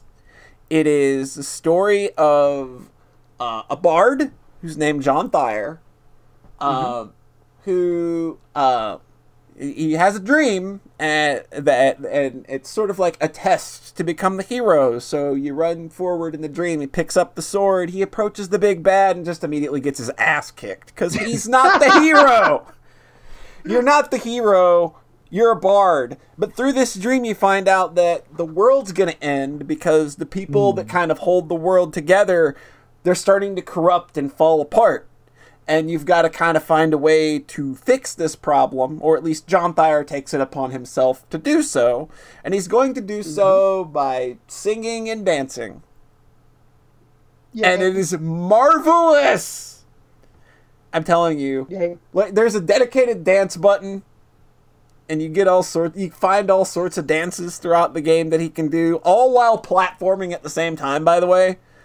So you can just be doing like a little ballerina spin and just do all the platforming. You never have to stop, and you can sing the whole time. It's great. This seems very nice. This game is very nice. It is just it's set in a very wonderful, fantastical world full of characters that, like, it's like each chapter you kind of visit a different region and run into different groups of people, like the coffee drinking pirates, and then John drinks coffee for the first time and literally goes insane on the ship. It's great. That sounds realistic. He has a coffee freak out, and it's one of the best scenes in a game I've seen in a while. You have to go talk to some mermaids, and it's that's a great little. Love mermaids. Like, this is a like I said, John Thayer video game. John Thayer adventure. Like, there's a captain that is in love with a mermaid, and like you have to kind of escort him there because he's too afraid to go by himself. And that's where that video comes from, where I was showing you the like where every time he would move, so cute. He would keep making that little. And like the faster you got, the louder it would get, and like the slower you went, it would be more subdued. This guy's got like just a great art style. It's very pretty. Oh, it's so pretty. Oh yeah, and it's just very simple too. Like, but it's layered really well, and it's got just the right amount of post processing on everything to kind of give it the right kind of polish that it needs. And I think that's kind of like one of the big things about this game is just everything about it is just immaculately polished. Like, it's got just a great look to it, and the soundtrack is hands down stupidly fantastic. I would hope they nail the soundtrack in basically music game. Oh my god. Every fucking moment. They make every moment count. Like, there is not a single track out of place on this soundtrack. It's so good. It's so good. It's not really like a rhythm game or anything either. Most of the time it's just kind of like you have a wheel that you use to sing different notes and pitches and all of that. And you just control that with your right stick. And most puzzles involve just doing various sequences on the stick, and that's really all it is. There's rarely ever like a rhythm game component to it, except sometimes when they're like, oh no, now it's a rhythm game. So it can be a little confusing sometimes to like know what you need to do. I was definitely caught a couple times like, game, what do you want me to do? You didn't tell me what I need to do here. But yeah, like, you get on a plant and you sing, and like the way to the plant, you want to make it grow up and right, so you sing the notes that are up and right on the right joystick, and it'll like carry you along while you're standing on it with this dramatic pose, singing your heart out. It's just so good. And the writing in this game is top notch too. Like, every single line of dialogue is labored over, but not to the point to where it's overwritten. So it's just like, it's clever enough that it knows it's clever, but it's not trying to beat you over the head with the fact that it's clever. And there's perfect. A lot of really good puns in the game too. And they play a really great sound anytime a pun happens too, that killed me every fucking time. Mostly because I was laughing at the pun, and then they would play the sound effect and do the close-up of a character that said it. And it's Wait, are you serious? They Yes. Undertaled it? Yes, it's got those Directed moments. by Sans. Yeah, directed by Sans, of course. But like as you progress through the game, like you kind of like you get like the 3-act structure where you've got like like the optimistic opening chapter, the dark middle chapter where, like, oh no, like, if I'm not the hero, maybe I'm not the one that can save the world. And you go through an entire chapter where he's really sad and down on himself, and you have to kind of, and like, you know, you kind of like, he goes back to his hometown, and you're there, and it's kind of like been taken over by this factory and shit, and you've got to kind of like use the power of music to put together a rebellion to like get yourself back up on your feet and feeling like you can get out there and do it again. And it's just like, there's so many just, and it's all just feel good moment after feel good moment. Like Kirby's Epic Yarn. Like this game and Kirby's Epic Yarn, there are two games that make me feel just like unabashed joy when I was playing them. And like even at the parts of this game that could have been like just a little bit frustrating just because maybe the controls aren't as tight as you need them to be for some of the things they want you to do, never got frustrated because the game just, you just keep feeling good about everything. And the story that they're telling about, like, how you eventually do come into contact with the person who is the hero. And it's just like, okay, how does this dynamic play out? And you've got a really cute witch friend with you, and she is awesome. So you've got John Thayer, mermaids, and witches. Yes! I think this game literally... This is literally John Thayer, the video game. You know what's cool? What? The main person behind this also has been making a bunch of Game Maker games forever, including one that I played. Yeah, I like, John, like, this has to be on your to-play list this year at some point. Oh, don't worry. Like, yeah, and the ending goes real fucking hard. Holy crap. It's so good. This is a music game. And if this is a music game, you can go real fucking bonkers if you're, like, doing something music based, and like the strength of your narrative lies within the power of song. Just take that as your only clue as to just how hard this game's gonna go at the end. It got me. I turned into a little ret by the end because I watched the trailer for this and was like immediately just like, this is a game that's gonna make me cry. Added to the box. Yes. Because you were like, you should play this, and I watched the trailer. I was like, oh, I should play this. Yeah, I really want to play this. I would play this, but the box hasn't told me to yet. Yeah, I understand completely. Don't worry, we trust the box, because the one day, Rhett, box is gonna make you do it. I'm gonna squeal if this comes out. There's a couple games in there I know I'm like, oh, come on. Oh, it's funny. And there's one game in there I'm like, oh, come on, and it's never going to get picked. That's going to be number 52. Yeah. Yes, Miriam is the best witch. She is so good. She is such a good foil to the John Thayer character. She's literally probably the me to the John Thayer. Yes. Wait, what's the name of the witch in Bloodstained, or the main girl? Miriam? I think, yeah, isn't it the same name? Yeah, I think it's the same. Yeah, but it's just like there were literal moments in this game that literally made me say, "This is goddamn John Thayer," because like Miriam would like, yes, that's me. Yeah, like Miriam introduced herself. Yes, I'm a witch, and this is my dumb bard friend. And he'd go, "Hi, yes, that's me." And I'm like, oh my god, I have never played a game that so perfectly encapsulated like that kind of funny ideal that we have of John, of always being this super happy dappy, like overly positive to the point of being stupid, you know, that kind of character. But it's just like, yeah, that's hilarious. This game is so good though. Like, I cannot urge you enough to play Wander Song. If you are in need of some good feels, like, this is the game that's gonna deliver, like, in spades. Like, there was not a point in this game that I ever felt like, I'm down on it. Like, I would rather this be over. I never had a point like that with this game. Like, there's never that part of the game where it's just like, not feeling it, guys. I feel like this is the 2018 game that's not going to get recognized until 2019 because it's to really go under the radar. Yeah. Like, I've seen Nintendo promoting it, so it's like it's starting to get out there. Yeah. Good. That's really cool because it sounds great. Yeah. Yeah, so if you've not checked out Wander Song, at least do yourself a favor. Check out some of the soundtrack. Check out the trailer. Just check out the good vibes that this game's giving off. Because, man, like, positive games are super rad. And give it a good review on Steam. Steam, though they've already got that taken care of, thankfully. They're a real game now, according to Steam. They're a real game. We're a real game now. We finally did it. Yeah, I love this game to bits.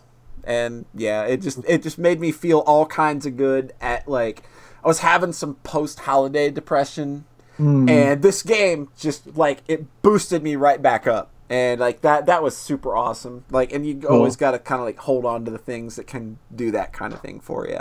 So, yeah, Wandersong is awesome. Before we hand the podcast over to John Thayer, though, is literally the whole entire podcast. The entire rest of the podcast. Every subsequent episode, actually. Like, that's it. Is mine. Yeah, like, surprise, me and Red are leaving the Sockscast. Doing a hard reboot. Yep. John is the new Polly. Yep. You have anything else that you need to talk about, Rhett, before John Thayer jumps into what could possibly be the most... I guess I will get this out of the way. Okay, get something out of the way. I watched an anime on Netflix about video games. And it made you cry. So, it's like the greatest bait and switch of all time. It's called High Score Girl. And it starts pretty simple about this kid who loves video games, and he loves Street Fighter 2. I can relate. And it's set in 1991, so it's kind of like the height of the, or not the height, but like kind of the beginning of the real arcade boom because of Street Fighter 2. And he meets this girl who is really, really good at Street Fighter 2 and just fucking decimates him. So basically, this show is kind of a romantic comedy about these two characters. And, like, as they age and go through time, like, this show kind of keeps, every couple episodes, it'll kind of skip ahead a few months. So, like, by the end, it's, like, 1995, and they go through kind of the chronicles of these ages of, like, all the games that come out. Like there's obviously Street Fighter 2 is kind of the main big through line, and, like, they keep making jokes about, well, they made Street Fighter 2, and I thought the next one was going to be Street Fighter 2, but now we've got Championship Edition. And then, like, in the next episode, well, now they released Turbo. I can't wait for Street Fighter 3. And then a couple episodes later, oh, man, did you see this Super Street Fighter, the new challengers? Man, wonder when they're going to make a third one. And then Super Turbo comes out. And then, like, near the end of the series, I really thought they were going to do 3 next, and they made Street Fighter 0. Street Fighter Alpha. What the hell? They can't count to 3. So they're literally making the jokes that we made in 1990. Yeah. And he's like, oh man, I can't wait for Darkstalkers, Wow.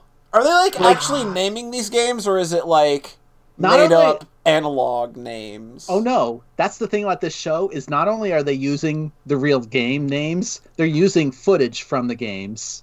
Is this a Netflix original?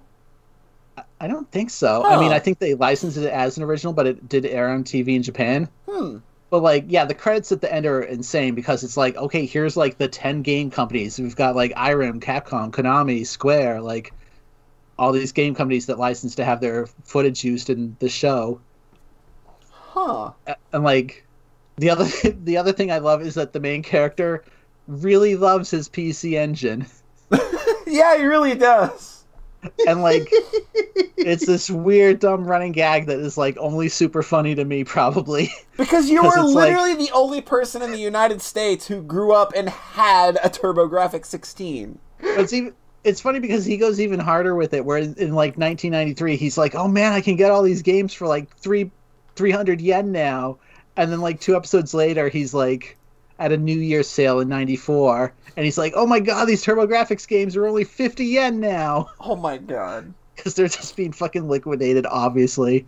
And in episode 1, he's Final Fantasy IV, who cares about the Super Famicom? I have a TurboGrafx.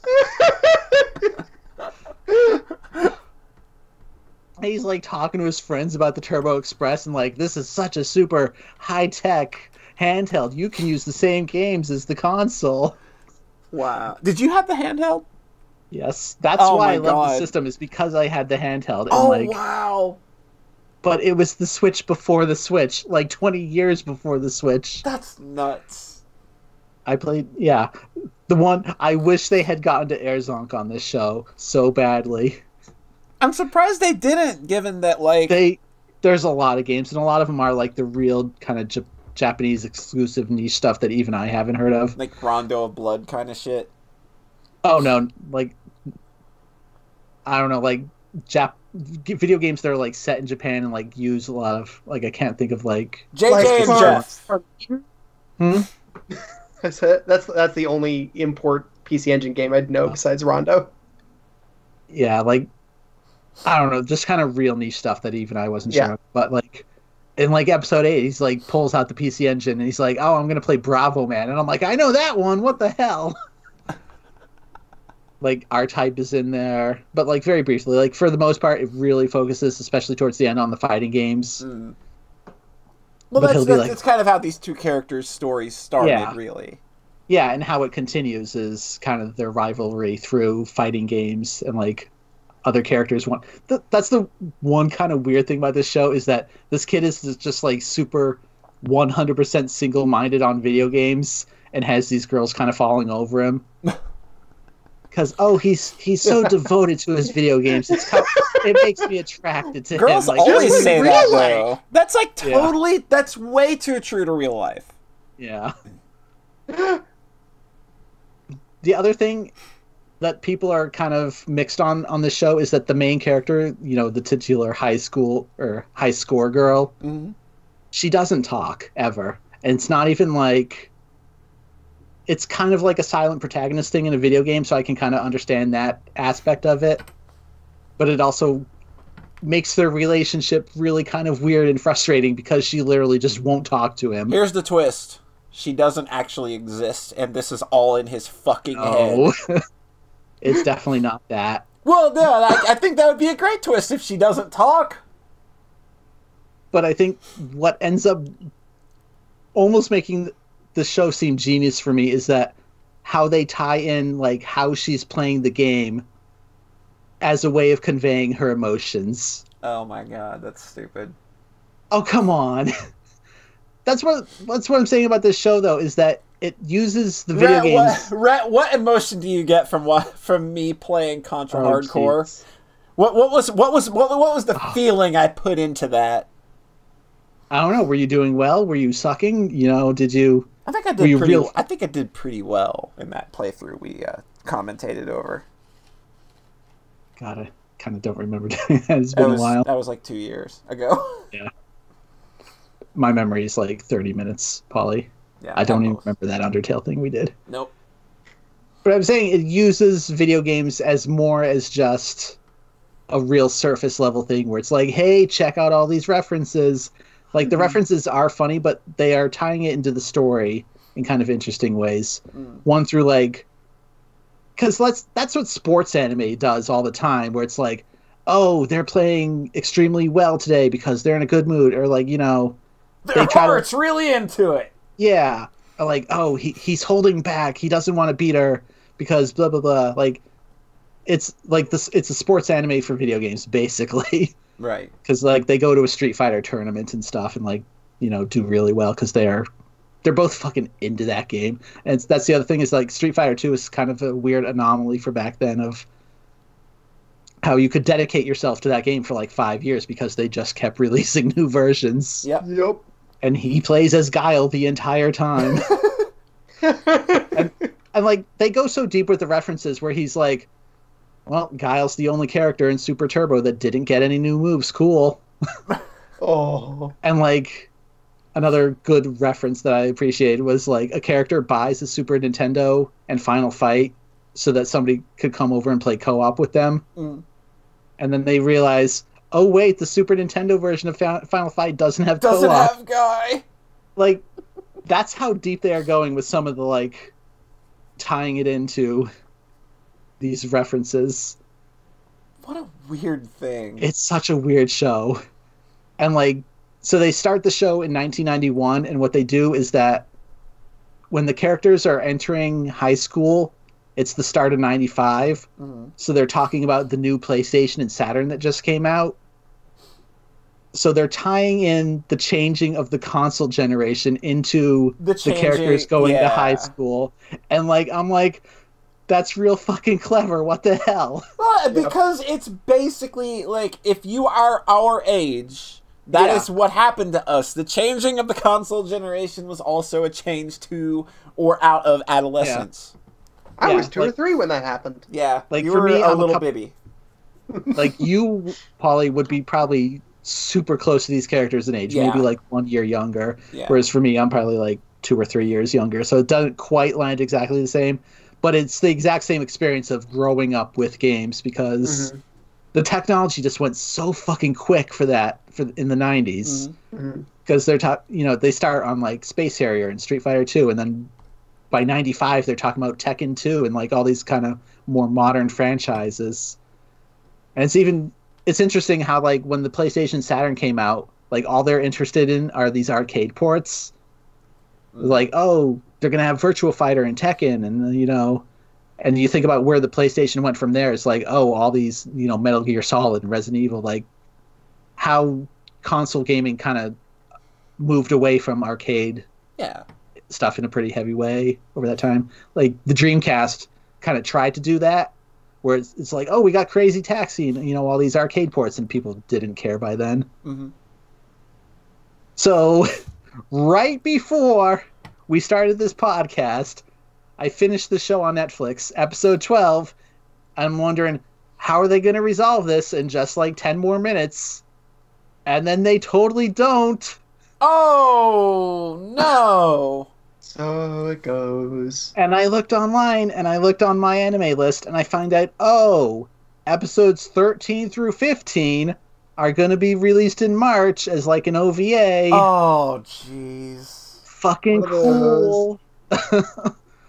So, well, I mean, maybe it's better for the story that it be ended like that, because cores are typically only 12 to 13 episodes, and I would rather them get the time that they need to finish the story if they're going to finish it. Yeah. I would rather them have the appropriate amount of episodes than try to cram everything into that 12-episode core if they can't. It's just kind of frustrating because I had no idea that was about to happen, and I marathoned like most of the show yesterday. Damn. But it's better than I'll have to make sure to another season. I'll have to make sure to watch this when the OVAs come out then. Yeah, so it's like I can't recommend watching it right now, but eventually. But what's the show? High Score Girl. Oh, okay. Okay, cool. Yeah. I think the show aired in Japan in the summer, though, so it's been significantly longer for them. I could look it up real quick. Or John could start to talk about Fate if... That's where we're going. We're going down that rabbit hole. I'm just slowly... Okay, it aired from July to September. Okay. In Japan. Makes sense. And the OVAs will be in March 2019. Cool. All right, John Thayer. The floor is yours. I think I need a glass of water real quick. Yeah, I'm like, is this bathroom break material? All right. Tell you what, we'll come back, and then we're going to settle in for John Thayer's final segment of the podcast. So if you need a drink of water, you need to go pee, you need to go take care of any lingering butt problems, we got you. We got you covered. We'll be right back. Cool.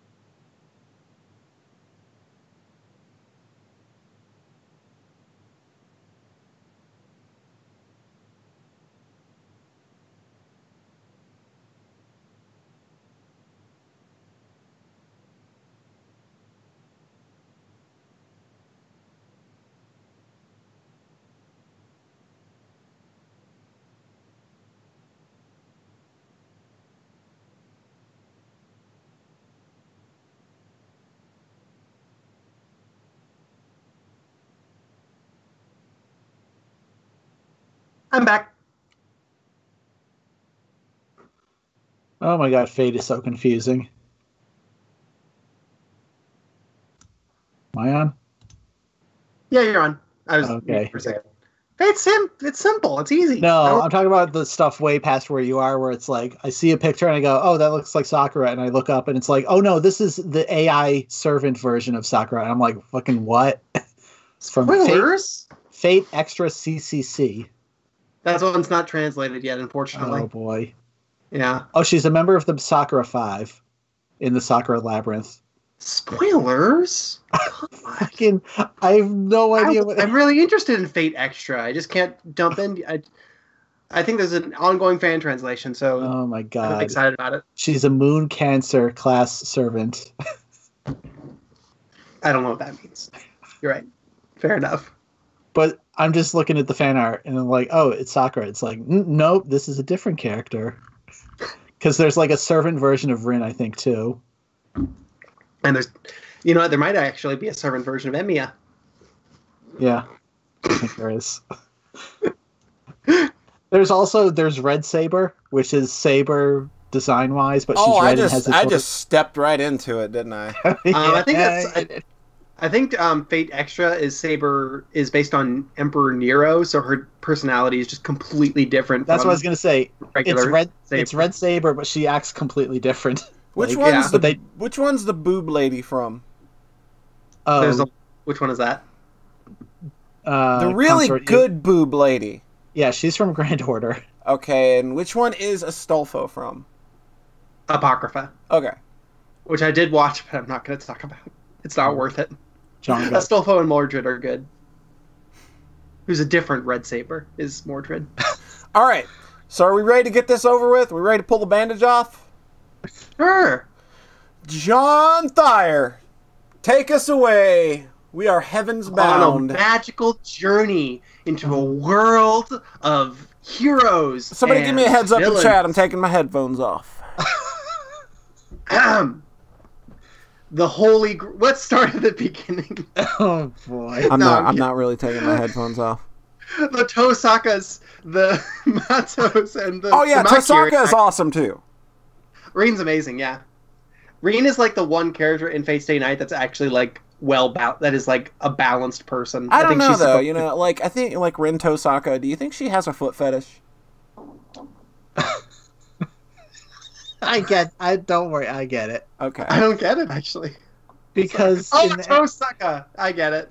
There you go. See? I gotta interject a little bit of humor into what is likely to be a very dull proceeding. Because he just in the anime, he just shouts, Tosaka! Constantly. The Tosakas, the Makiri, and the Ainsburns created the Holy Grail War way of... I can't even humor you this time. No. Get to the fucking point. So Fate Stay Night is a visual novel that I finished playing recently. I read the first route over the course of several months in 2017. And then in December, I picked up the second route and read it in about 2 weeks. And then I started the third route and finished it in 1 week. Which kind of tells you they're similarly length. So that kind of tells you about my progression with these games a little bit. The first arc is bad. Oh, yeah. It's terrible. Oh, no, John is coming around on it now. In the greater context. I playing the other ones. I think it's just badly edited. I think that they needed to cut out, like... It needed to be the 60% of it. No. I would have excised, like, 60% of that first arc. I've read the first arc, okay? Oh, really? Oh, my God. How much is eating? Pardon? How much do they spend eating? Food is thematically important to Fate. Because you could probably get 60% right there. It is as bad as Tsukihime's character stuck in a bed for 80% of the fucking visual novel, okay? Oh, we're really starting at the beginning here. Oh, man, I'm excited about Tsukihime. All right. Yeah, Nasu knows how to write food, just doesn't know how to write sex or actual good female characters. So I like the first arc. I think that it should have been... It's the thinnest thematically and also the most sexist. Well, Very. I guess that's arguable. Goes places. I just think that it needed to be the shortest route. That is my grandest structural criticism about Fate Stay Night, is that the first arc should have been the shortest route, and instead it's the longest route. The other two routes are much shorter. Fate Stay Night, Unlimited Blade. I think the estimate for the first route was around 300,000 words, and then the UBW is like 210,000, and then Heaven's Feel is back close to 300, and then UBW is way better. So I chewed through Unlimited Blade Works, and the jump up is so wild because it's like, oh, this is like a story where where they're actually like building to shit, and every scene is actually contributing to the ongoing plot and character journeys. And I was like, okay, now it's like a real thing, and I can enjoy this. The bar here just saying it's a real story now. It's a story. It has words and paragraphs and some quotes. People just took getting through 300,000 words that was not a story. The first route. Here's why I don't hate it. It's because it ends very explosively and cathartically and has a nice resolution. Like it I hate that so much because I want the resolution from Zero with Saber's story. I mean, that's the resolution of Saber's story. I know. It's stuck behind 300,000 words of this visual novel I don't want to read. Just read it. It's fine. It's not that bad. You just kind of have to trust that it's going places, I think. And I did not trust it at all, and that kind of hurt my experience because I did not know if this was even something I would get anything out of finishing. Which kind of kept going through the whole thing, where I kept not trusting that it was the journey it was taking me on, and then I got to the end and I was like, okay, yeah, I enjoyed that. And then I got like, oh, I don't trust this. Oh, okay, I enjoyed that. Oh, I don't trust this turn. Oh, okay, that was a good time. I got spoiled on the big plot reveal for Unlimited Blade Works mid-playthrough. I can't believe this. I can't believe you got like 2 days away from the spoiler I've known for like over a decade. Mm-hmm. And it was in a Fate Grand Order ad. It was like the first thing applied. I know. It's a real good twist. It's a real good story. Yeah, Unlimited Blade Works is really, really good, Rat and Polly. I don't know. I don't know who I have the better odds of suggesting. Not Polly. It is not me. It is not me. You will not convince me of anything positive about Fate. That's fair. All right. It's real definitely good, me, but like, because I liked reading Umineko when it was just dumb laser swords and good music and climatic nonsense. But I've watched like half the Unlimited Blade Works anime, and I just fucking couldn't. I watched half of the Unlimited Blade Works anime after reading the first VN, and I was the first arc, and I was like, this is real fucking boring. I don't like this at all. How did they do that? I don't know. I wish I knew. You don't have Shiro's internal monologue, I guess. So a lot of that internality is lost. You don't get to hear him talking about why the women around him need to be fixed. No, that he's the worst in the first, and then he gets better. Gonna fix them with my dick. Gonna fix them with my dick. No, he's much better. Because the second route, he's not fixing Reen at all. It's literally the Reen fixes Shiro arc, which I guess is sort of its own can of worms. Oh, I said worms. Oh, no. Not worms. Not respect women worms. The third arc is the can of worms to open. Polly said, I think that's Zero. Don't worry. No, the worms are from the from the game proper. Don't worry. The worms are in Zero.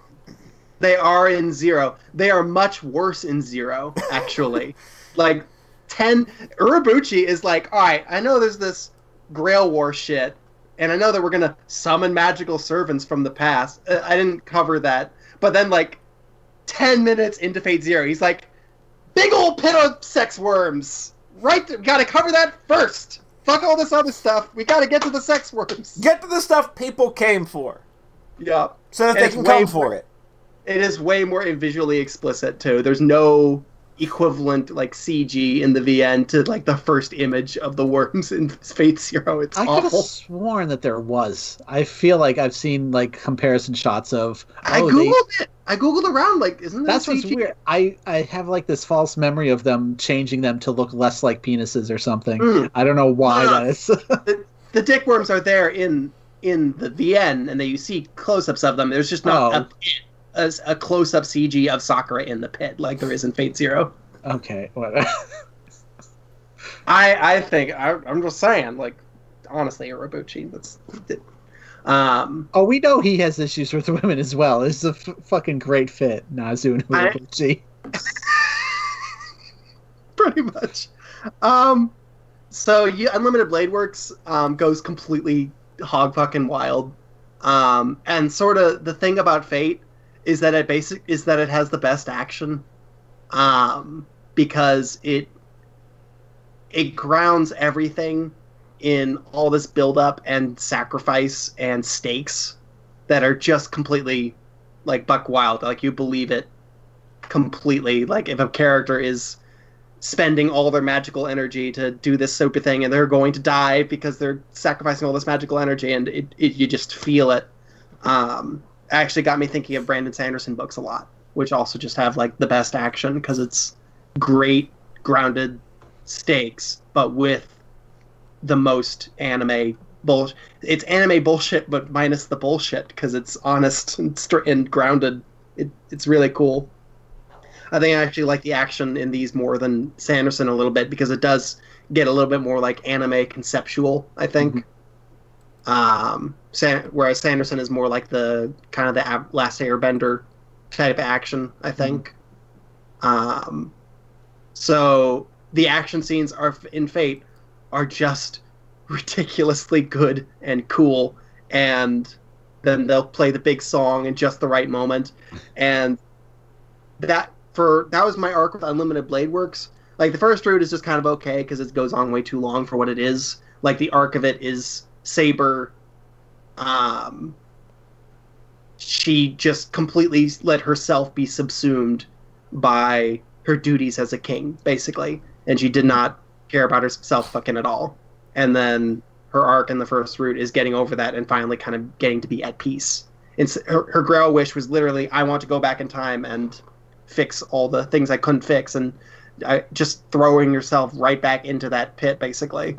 And then that's her arc, is escaping that. So it's a nice thing. It's just spread in this bullshit of, you need to be more like a lady instead of all this sword nonsense.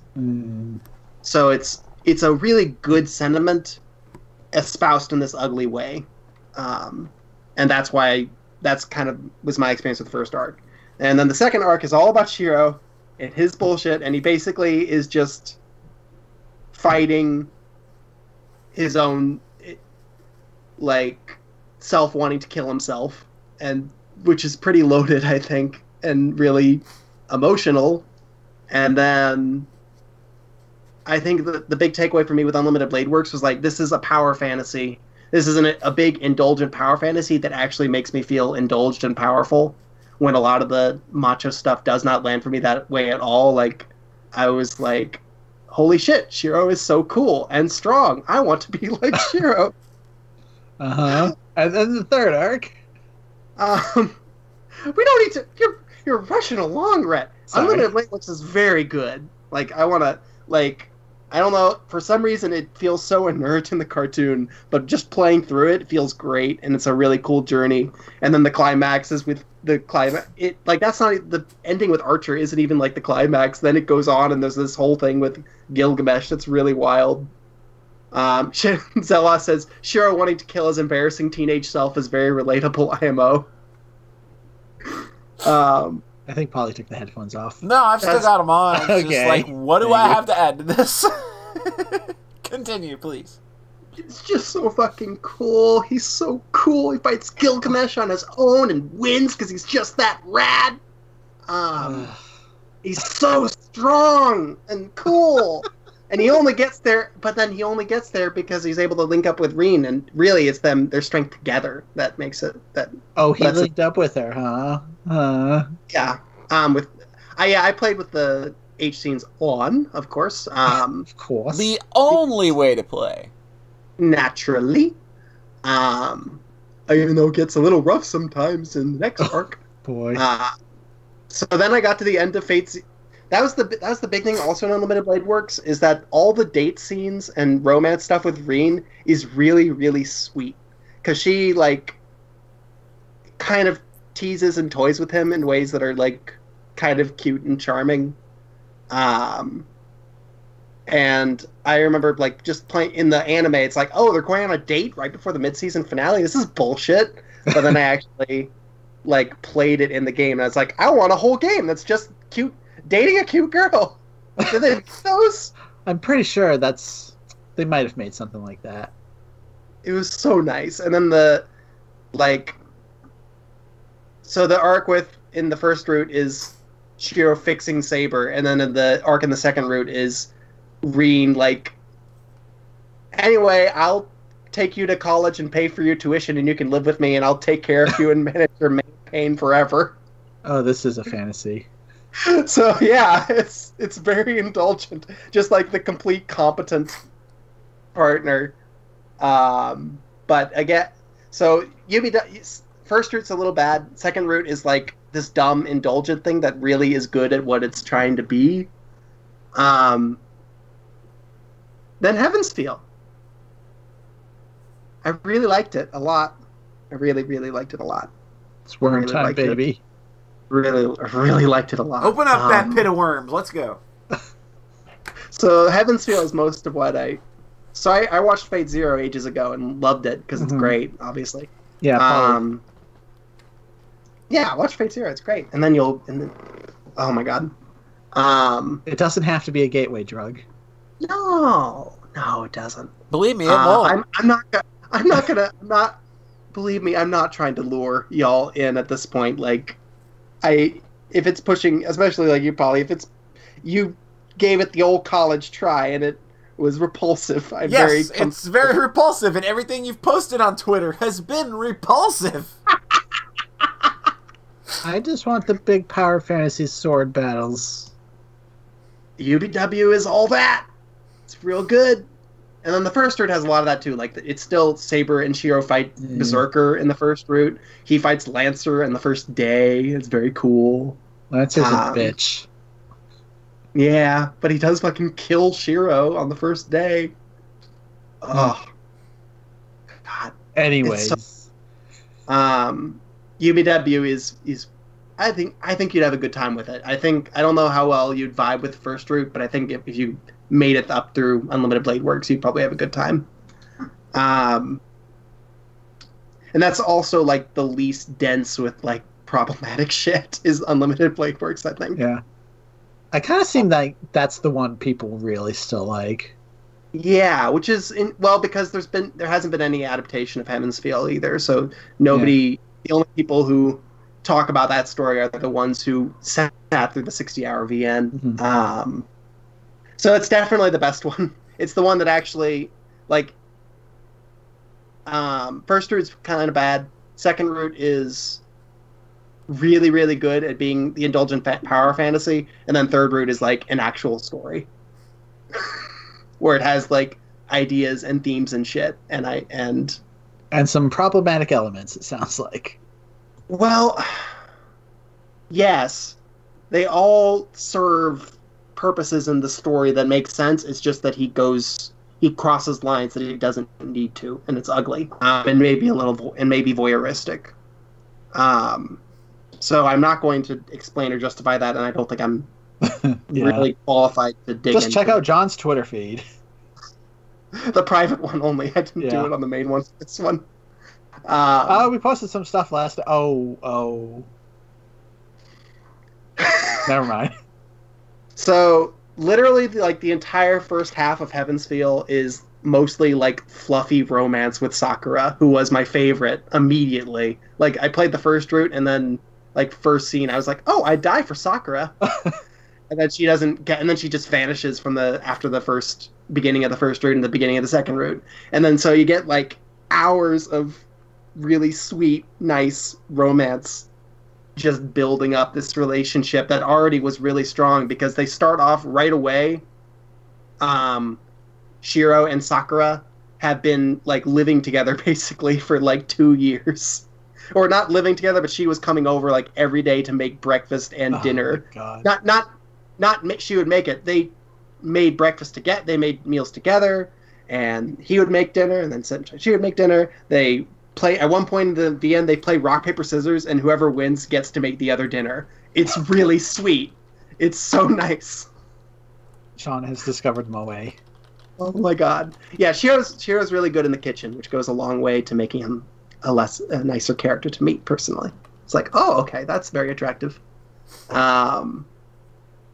But and so UBW, like, there's no romantic climax until like the end of the VN. Like right before the climax, there's the big, they confess their loves and then bone, and it's sweet.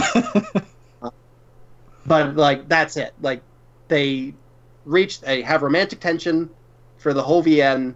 It climaxes, game ends, and then I finish it like, oh, okay, I really like that feeling. So this game, yeah. That one sounds much more like a standard action movie of just, and then you win and get the girl at the end. Yeah, it's that. Like Unlimited Blade Works it's the basic bitch favorite one. Oh, shots fired. And it's great. I love it. Right. This one, yeah, go ahead. John is at the point of judging people based on what their favorite Face Day Night arc is. No, I wouldn't judge people for this. I think You just said Unlimited Blade Works. Oh, you're a basic bitch if that's your favorite. You kind of did qualify that opinion, John. Yeah, that's fair. What would you do if somebody said Fate was their favorite? I saw that once on like a Reddit thread, and everyone was immediately like, "No, fuck you. That's stupid. You're stupid."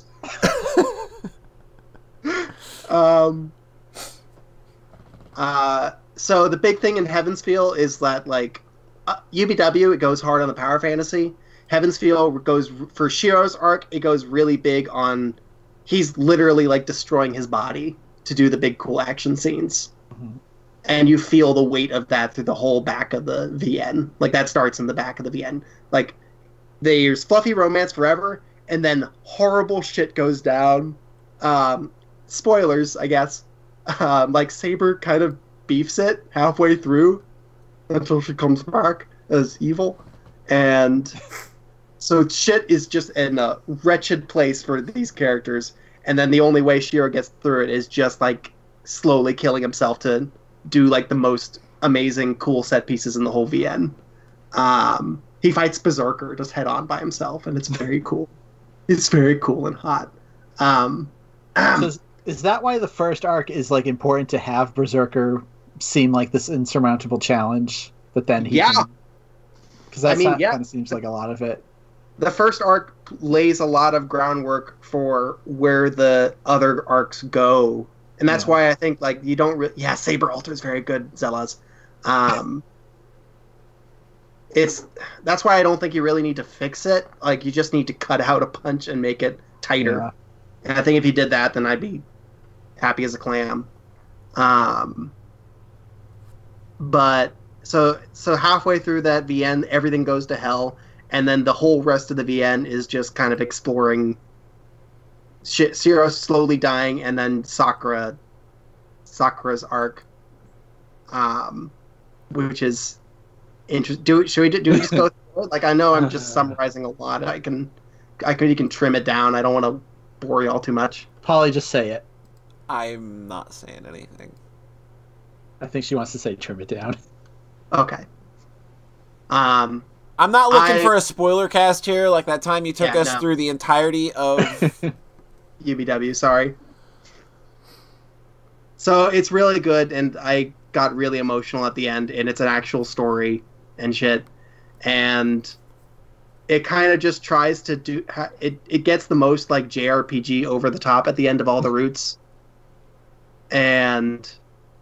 but with like making the JRPG villain just like the most sympathetic person imaginable, which is a really interesting feeling, I think. And the whole the climax is like a boss rush of like the most intense, scary bosses, and then making you feel the weight of beating each one of them. It's the Mega Man refights. Basically. It's all these. It's just built up all these really scary antagonists, and then moving through them in this really intense way. And then it got to the ending, and the ending made me feel a whole lot. The big thing I think I felt with this was that I kept not knowing how it was going to end. I didn't know if it was going to end tragically or happily. And even though both of the first routes ended very warmly, I didn't know. It made me earnestly believe like things were just going to go to hell. And then I'd be like, no, I believe in love again. I believe in love again. And then, oh no, I don't. I was wrong. The back and forth watching your Twitter feed was kind of hilarious because I also had no idea how this one ended. Yeah. So like when you were like, oh my god, it's all going to shit, I believed it. Like it was actually going to fuck you over at the end. Uh-huh. And also not trusting Nazu as a writer. I didn't trust him, of course. I thought he was going to pull something really ugly and sad. And it's still ugly. There's a whole lot of bullshit. It made me, but it's very tightly put together and the action's very good. And it kind of made me feel like it reminded me a bit of reading Harry Potter as a kid, which is a fucked up thing to say because Harry Potter's very different, obviously, but that kind of explosion of like imagination, like, oh wow, this is really going places I didn't expect. So it tapped into something really cool and weird and special to me, and it niggled its way into my brain way more than like anything I can think of in like a year or two. Like more than Trails by a margin. Not that because makes me so mad right now. What? I'm mad. That's it. Headphones are coming off. That's it. Oh. It's not because Trails is obviously way better. I'm just like this got. Oh. I think it's also just like there's a lot of psychosexual angst in Heaven's Feel in particular that really connected with me. I kept comparing it to like I made like 9 Inch Nails playlists for characters, which kind of is a lot of the vibe. Yeah. John Thayer, still 14 years old. Yeah, I'm thinking like this is like the experience you would have had in 2004 reading this as like that kind of era of anime fandom making AMVs and stuff. It made me feel like that. I remember thinking while playing it, God, if this is hitting me this hard when I'm 25, how would this have hit me when I was 15? Oh God, that would have been my life for like 5 years. And you wouldn't have noticed how gross some of it was. Yeah, probably. Because I've had that experience being like, oh. Go back and look at something you really liked when you were 12 and 13, and it's like, oh, that's really I mean, bad. I did not. I mean, I kind of had that experience with Elfen Lied. Like, that was... Elfen Lied's trash. Yep. But, you know, you get why a teenager would really connect with it. I think... Yeah, I get why a 26-year-old would connect with it as well. Yeah, I'm like, Polly, we watched that, like, in 2006. So yeah, I was 26 at that time. And we watched it twice. We watched it twice. I gave it a positive review. That review's still on the site. Oh my god. Of course. Oh man. Hey, if it makes you feel any better, I think the director went on to do Sora no Woto. Oh god, we made AMVs! Oh my god, I almost forgot. I won't let you forget. Oh wow. You always go back to where you came from. Holy shit. Oh, so hey, don't touch me harshly. John, I made a Higurashi AMV. You have to see it someday. It's 42 minutes long. Higurashi's obviously great.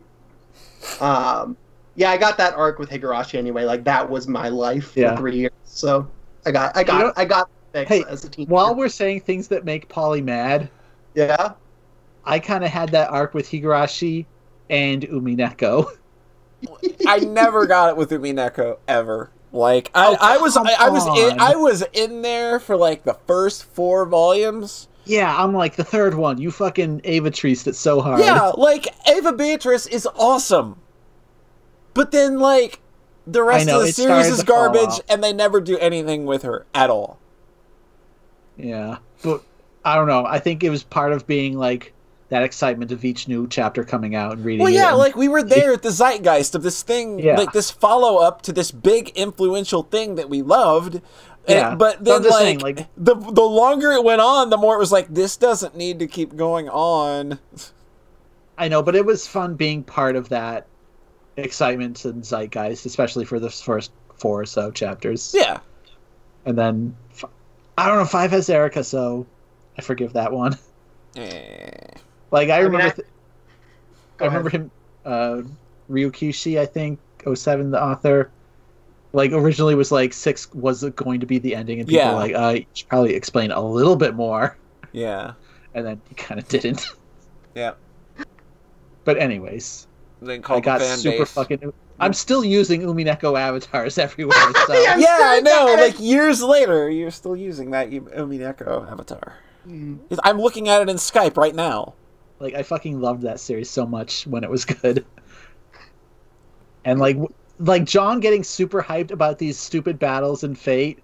It's exactly the way that we were when those big stupid battles happened in Umineko. Brought me back to like that mind space, and I was like listening to some Umineko music again. Like, dude, those fucking techno tracks fucking jam so hard. Oh, they slap, man. They're fucking bops. Yeah, I'll use all the goddamn buzzwords if I have to. Yeah. Like, that's the thing that bums me about Fate, is John saying like, oh yeah, there's the one good song, and I'm like, fucking Umineko had like 4 new tracks, like 4, big songs. Yeah, it had 4 new bangers every fucking installment. Like, they went so hard on the music. Like, that's kind of why I love that series, was the music, because I think music is so important and stuff. Oh, you want to talk music in a visual novel? I'll be talking that next episode. Don't worry. Oh, I was like, I thought Polly was going to talk about one other thing. Don't worry. Some things you got to let digest a little bit. You got to let some things digest. Okay. But you want to talk music? Oh my fuck. Interesting. Okay. Excellent.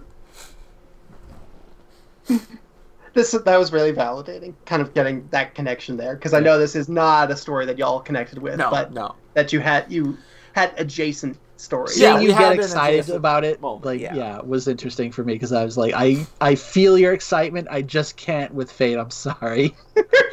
Part of me was like, I want to, but I just can't. Oh man, I connected more with that ending than just with the romance in the end, just like more than anything. Like, this tops Song of Saya for most romantic story ever, basically. I think. What about Plague of Shadows? Plague of Shadows is pretty romantic. Did you see that dance during the credits, dog? You ain't got no sprite artwork dances. You ain't got that shit in Fate. Remember, I watched that, and then I went, that was cute and sweet.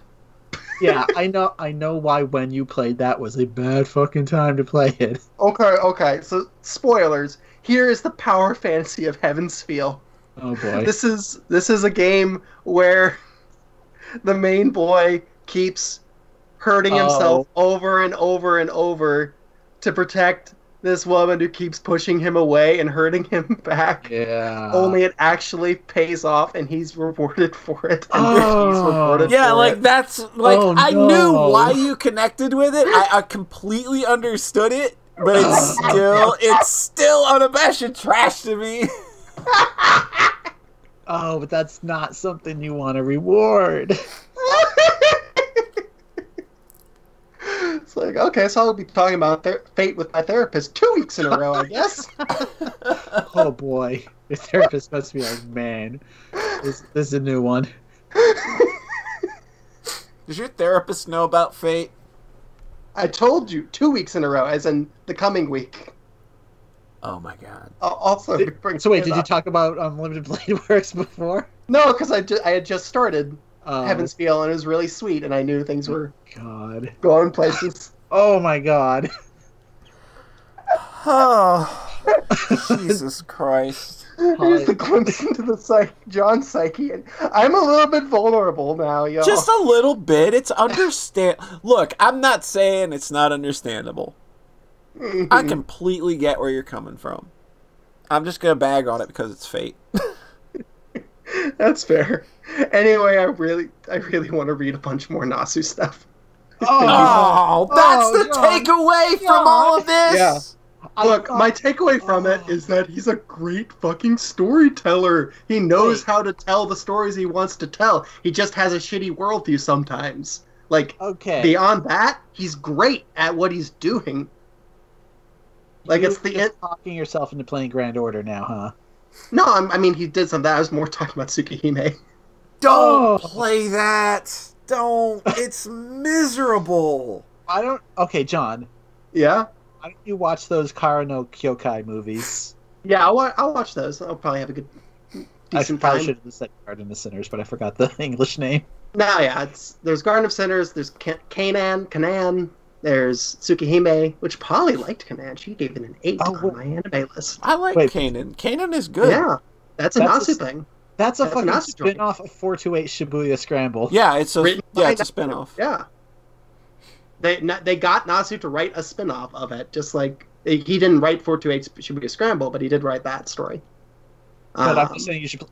I just can't believe this anime I watched 10 years ago is a sequel to a game I just bought. It's like, wait, what? Oh, that's really weird, right?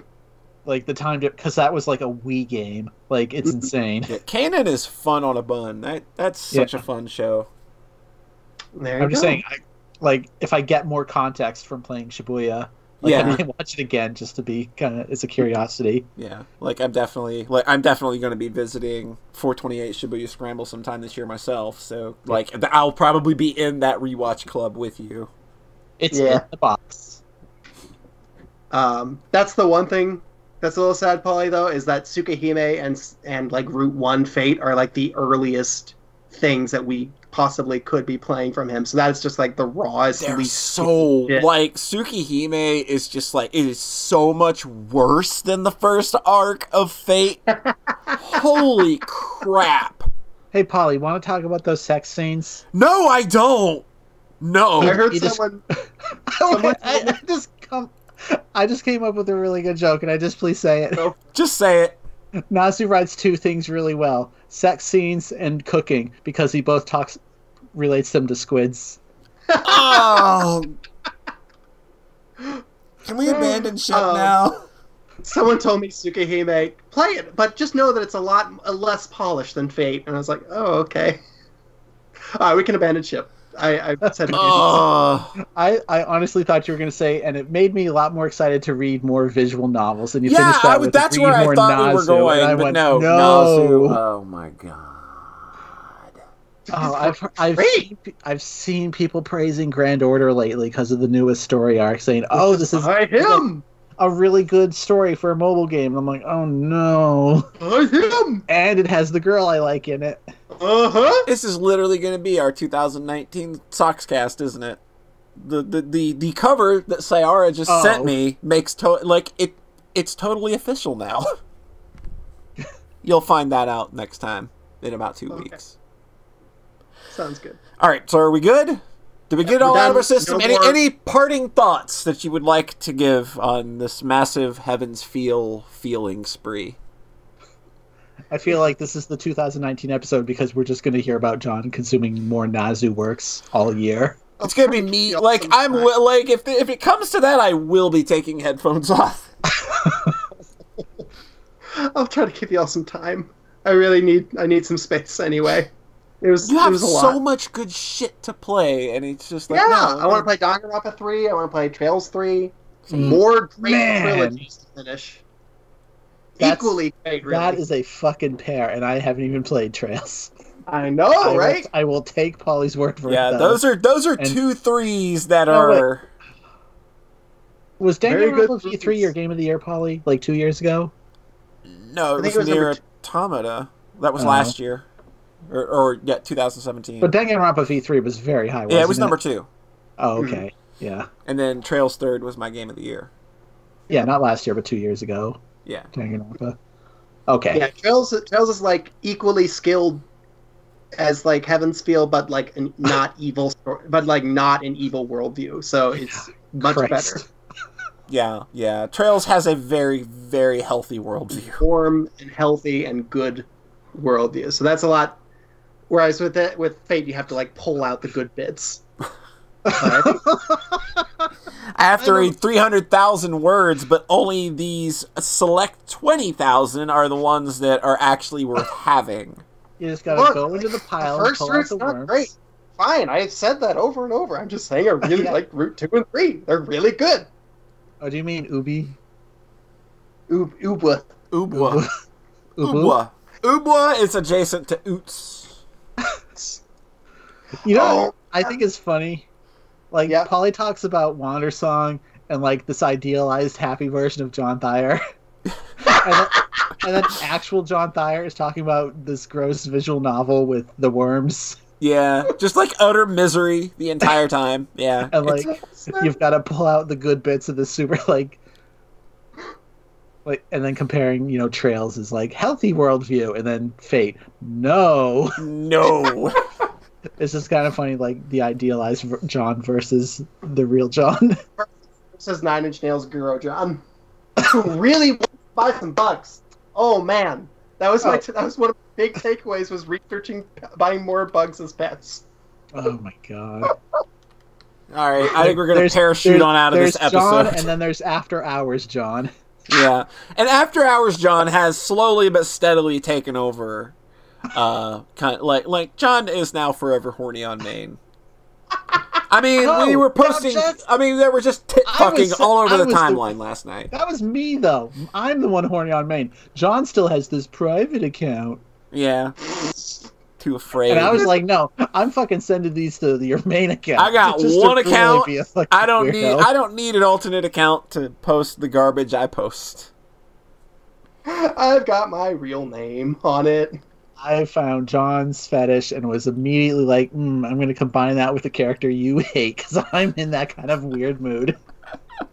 That's okay. It was fine. Search Jean, search Paruzzi.